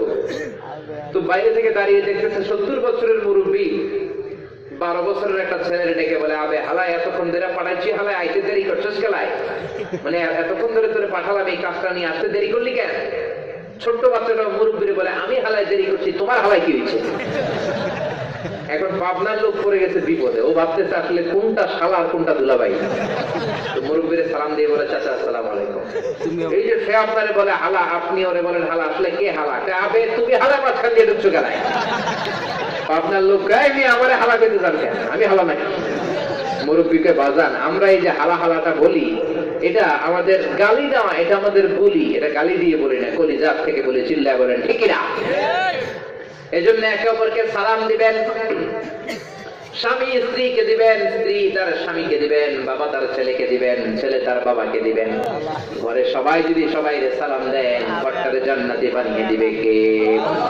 এজন্য আল্লাহ বললেন ওয়াইদা খাতাবাহুমুল জাহিলুনা ক্বালু সালামা। রহমানের বান্দাদের দ্বিতীয় গুণ, কেউ যখন তারে গালি দেয়, গালির বদলে গালি না দিয়ে সে কি দেয়? সবাই বলেন কি দেয়? রহমানের বান্দাদের 3 নাম্বার গুণাবলী, ওয়াল্লাযীনা ইয়াবিতুনা লিরাব্বিহিম সুজদান ওয়া কিয়ামা। রহমানের বান্দারা সারা রাত্রি গল্প গুজব করে কাটায় না, রহমানের বান্দারা জি বাংলা দেখে কাটায় না, বিশ্বকাপের ফুটবল খেলা দেখে রাত কাটায় না। রহমানের বান্দারা তাহাজ্জুদের যায় নামাজে কেঁদে কেঁদে রাত কাটায়, ঠিক না? তাহাজ্জুদের নামাজ পড়লে আপনার মর্যাদা বাড়িয়ে দিবে কে? ওয়ামিনাল লাইলি ফাতাহাজ্জাদ বিহি নাফিলাতান লাকা আসা আন ইয়াবআসাকা রাব্বুকা মাকামান মাহমুদা। রাত্রির ওই তাহাজ্জুদের সময়টা এত মূল্যবান সময়, ওই রাতে আমরা কাঁথা গায়ে দিয়ে ঘুমাই। রব্বুল আমিন প্রথম আকাশে নেমে আসেন, রব্বুল আমিন ডেকে ডেকে বলতে শুরু করেন আলা মিন মুস্তাগফিরিনা গফিরালা। কার ক্ষমা দরকার ক্ষমা চাও, ক্ষমা করে দেব। কার টাকা দরকার টাকা চাও, গরিব মানুষ আমি ধনী বানিয়ে দেব। কে কার দুরারোগ্য ব্যাধি আছে, অসুস্থতা আছে, সুস্থতা চাও, আমি আল্লাহ সুস্থ করে দেব। আল্লাহ দেওয়ার জন্য প্রথম আকাশে চলে আসলেন, আমরা কাঁথার নিচে ঘুমাই, ঠিক না? এজন্য তাহাজ্জুদের নামাজ পড়ার দরকার আছে না নাই? রহমানের বান্দারা রাত্রিবেলায় গল্প গুজব করে কাটায় না, রাত্রিবেলায় ফজরের নামাজের আগে তাহাজ্জুদের নামাজ পড়ে। রহমানের বান্দাদের গুণাবলী হবে এমন গুণাবলী, দিনের বেলায় আল্লাহর জমিনে আল্লাহর আইন কায়েমের আন্দোলন করে, আর রাত্রিবেলায় তাহাজ্জুদের যায় নামাজে কান্নার ঝড় তুলে। চিৎকার করে বলেন ঠিক না? এমন কোন দিন নাই বিশ্বনবী তাহাজ্জুদ মিস করেছেন। প্রতি রাতে 2টার দিকে 3টার দিকে বিশ্বনবী তাহাজ্জুদের নামাজ শুরু করে দিতেন। মা আয়েশারে ডাকতেন না, মা আয়েশারে ডাকতেন ফজরের 8 ঘন্টা আগে, কেননা বিশ্বনবী 3 ঘন্টা তাহাজ্জুদের নামাজ পড়বেন, মা আয়েশা তো এত নামাজ পড়তে পারবেন না। বিশ্বনবী তাহাজ্জুদের নামাজে প্রথম রাকাতে বাকারা পড়তেন, দ্বিতীয় রাকাতে সূরা আলে ইমরান। সুবহানাল্লাহ পড়েন। দাঁড়িয়ে থাকতে থাকতে হাত ব্যথা হলে বিশ্বনবী হাত ছেড়ে দিতেন, আবার যখন ভালো লাগতো আবার হাত বাড়তেন। দাঁড়িয়ে থাকতে থাকতে বিশ্বনবীর পা গুলো ফুলে এত মোটা হয়ে যেত। বুখারীর বর্ণনা মা আয়েশা বলতেন হাত্তা তাতাওয়াররাম মুকাদামা, বিশ্বনবীর পা গুলো টিউমার উঠলে যেমন ফুলে যায়, দাঁড়িয়ে থাকতে থাকতে পা ফুলে যেত। আরেক বর্ণনায় এসেছে বিশ্বনবীর পা গুলো হাত্তা তাতাফাদ্দারু কাদামা, বিশ্বনবীর পা গুলো ফেটে রক্ত বের হওয়ার উপক্রম হতো। মা আয়েশা ডেকে বলতেন ইয়া রাসূলুল্লাহ, ইয়া হাবিবাল্লাহ, আপনার আগের গুনাহ মাফ, আপনার পরের গুনাহ মাফ, আপনার জীবনে কোনো গুনাহ নাই, তারপরও কেন রাত্রি বেলায় জেগে জেগে এরকম দাঁড়িয়ে দাঁড়িয়ে তাহাজ্জুদ পড়ে? বিশ্বনবী বলতেন আফালা কুনা আবদান শাকুরা, ও আয়েশা আমি কি শুকরগুজার বান্দা হব না? জন্মের আগে বাবা হারালাম, 6 বছর বয়সে মা হারালাম, দাদার কাছে চাচার কাছে আমি মানুষ হলাম, নিজের দেশ থেকে মক্কা থেকে বিতাড়িত হয়ে মদিনায় গেলাম, কিচ্ছু ছিল না আমার। ওই আল্লাহ আমারে মদিনার প্রেসিডেন্ট বানিয়ে দিয়েছেন, ইন্না ফাতাহনা লাকা ফাতহাম মুবিনা, আমাকে মদিনা জয় করার ক্ষমতা দিয়েছেন। আমি কি ওই আল্লাহর দরবারে রাত্রি বেলায় তাহাজ্জুদের নামাজে চোখের পানি ছাড়বো না? ছোট্ট একটা ঘর ছিল, বিশ্বনবীর ছোট্ট ঘর। ওই ঘরে ছোট্ট একটা পার্টির মধ্যে, যে পার্টির মধ্যে আপনারা বসে বসে আমার আলোচনা শুনতেছেন, এরকম একটা ছোট্ট পার্টির মধ্যে মা আয়েশাও ঘুমাতেন, বিশ্বনবীও ঘুমাতো। সেজদা দেওয়ার কোনো জায়গা নাই। বিশ্বনবী ওযু করে নামাজ শুরু করে দিতেন, রুকু করতেন, কিন্তু সেজদা দিবেন কোথায়? সেজদার জায়গায় মা আয়েশা পা বিছিয়ে তো ঘুমিয়ে আছে। বিশ্বনবী সেজদার জায়গায় যে মা আয়েশার পায়ের মধ্যে চিমটি দিতেন, মা আয়েশা বুঝতে পারতেন বিশ্বনবী এখন সেজদা দিবেন। মা আয়েশা তার পা দুইটা গুটিয়ে নিতেন, বিশ্বনবী পাটির মধ্যে সেজদা দিতেন। আবার বিশ্বনবীর নামাজের সেজদা যখন শেষ হয়ে যেত, বিশ্বনবী দাঁড়িয়ে গেলে মা আয়েশা দুটি পা বিছিয়ে দিয়ে আবার শুয়ে পড়তেন। আল্লাহু আকবার। এজন্য আল্লাহ বললেন, ওয়াল্লাযীনা ইয়াবীতুনা লিরাব্বিহিম সুজদান ওয়া কিয়ামা। রহমানের বান্দারা রাত্রি বেলায় শুধু গল্প করে ঘুমিয়ে ঘুমিয়ে রাত কাটায় না, রাত্রি বেলায় তাহাজ্জুদের নামাজ পড়ে। রাত কি কেটে যাবে ঘুমে অলসে, রাত কি কেটে যাবে ঘুমে অলসে, তুমি কি জানবে না তোমার নিজেকে প্রভুকে, রাত কি কেটে যাবে ঘুমে অলসে। পড়েন আল্লাহু আকবার। এজন্য তাহাজ্জুদের নামাজ পড়তে রাজি আছেন তো? অনেকে এমন হয় কাজ করতে করতে 12টা 1টা বেজে যায়, তখন ঘুমান। আপনি 12টার পরে 2 রাকাত নামাজ পড়লে ওইটাও তাহাজ্জুদ হয়ে যাবে, ঠিক কি না? আল্লাহ আমাদেরকে তাহাজ্জুদ গুজার হওয়ার তৌফিক দান করুক, আমরা পড়ি আমিন। গালির জবাবে গালি না দিয়ে সালাম দেওয়ার তৌফিক দান করুক, আমরা পড়ি আমিন।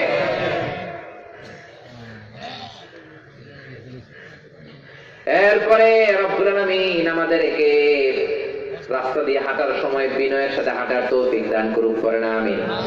একজন প্রশ্ন করেছেন, হুজুর অনুগ্রহ করে বলুন না ফেরাউন কত হাত লম্বা?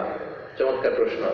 যেহেতু আমি ফেরাউনের দেশে ছিলাম 5 বছর, আমাদের দেশে অনেকে ওয়াজ মাহফিলে বলে থাকে ফেরাউন 40 হাত লম্বা ছিল, বলে না 60 হাত লম্বা ছিল। আমার নিজ পাগড়ি দিয়ে মাই পারছি আমি, ভুয়া কথা। সে আসলে এত লম্বা ছিল না, আমাদের সমান বা আমাদের চেয়ে সামান্য কিছু বেশি হবে। শুটকি হওয়ার কারণে হয়তো সে একটু চুপসে গিয়েছে, একটু ছোট হয়ে আসছে তার বডিটা, কিন্তু সাইজে প্রায় আমাদের সমানই হবে। ফেরাউনের নাম কিন্তু ফেরাউন নয়, ফেরাউনের নাম হচ্ছে মেনেফতাহ রামসিস আস-সানি, দ্বিতীয় রামসিস। ফেরাউন হচ্ছে একটা উপাধি, যেমনি বাংলাদেশের রাষ্ট্রপতির চেয়ারে যিনি বসবেন তিনি আমাদের প্রেসিডেন্ট, কিন্তু প্রেসিডেন্ট কি কারণ না? জোরে বলেন। প্রেসিডেন্ট হচ্ছে টাইটেল, এটা একটা টাইটেল, উপাধি, লকব।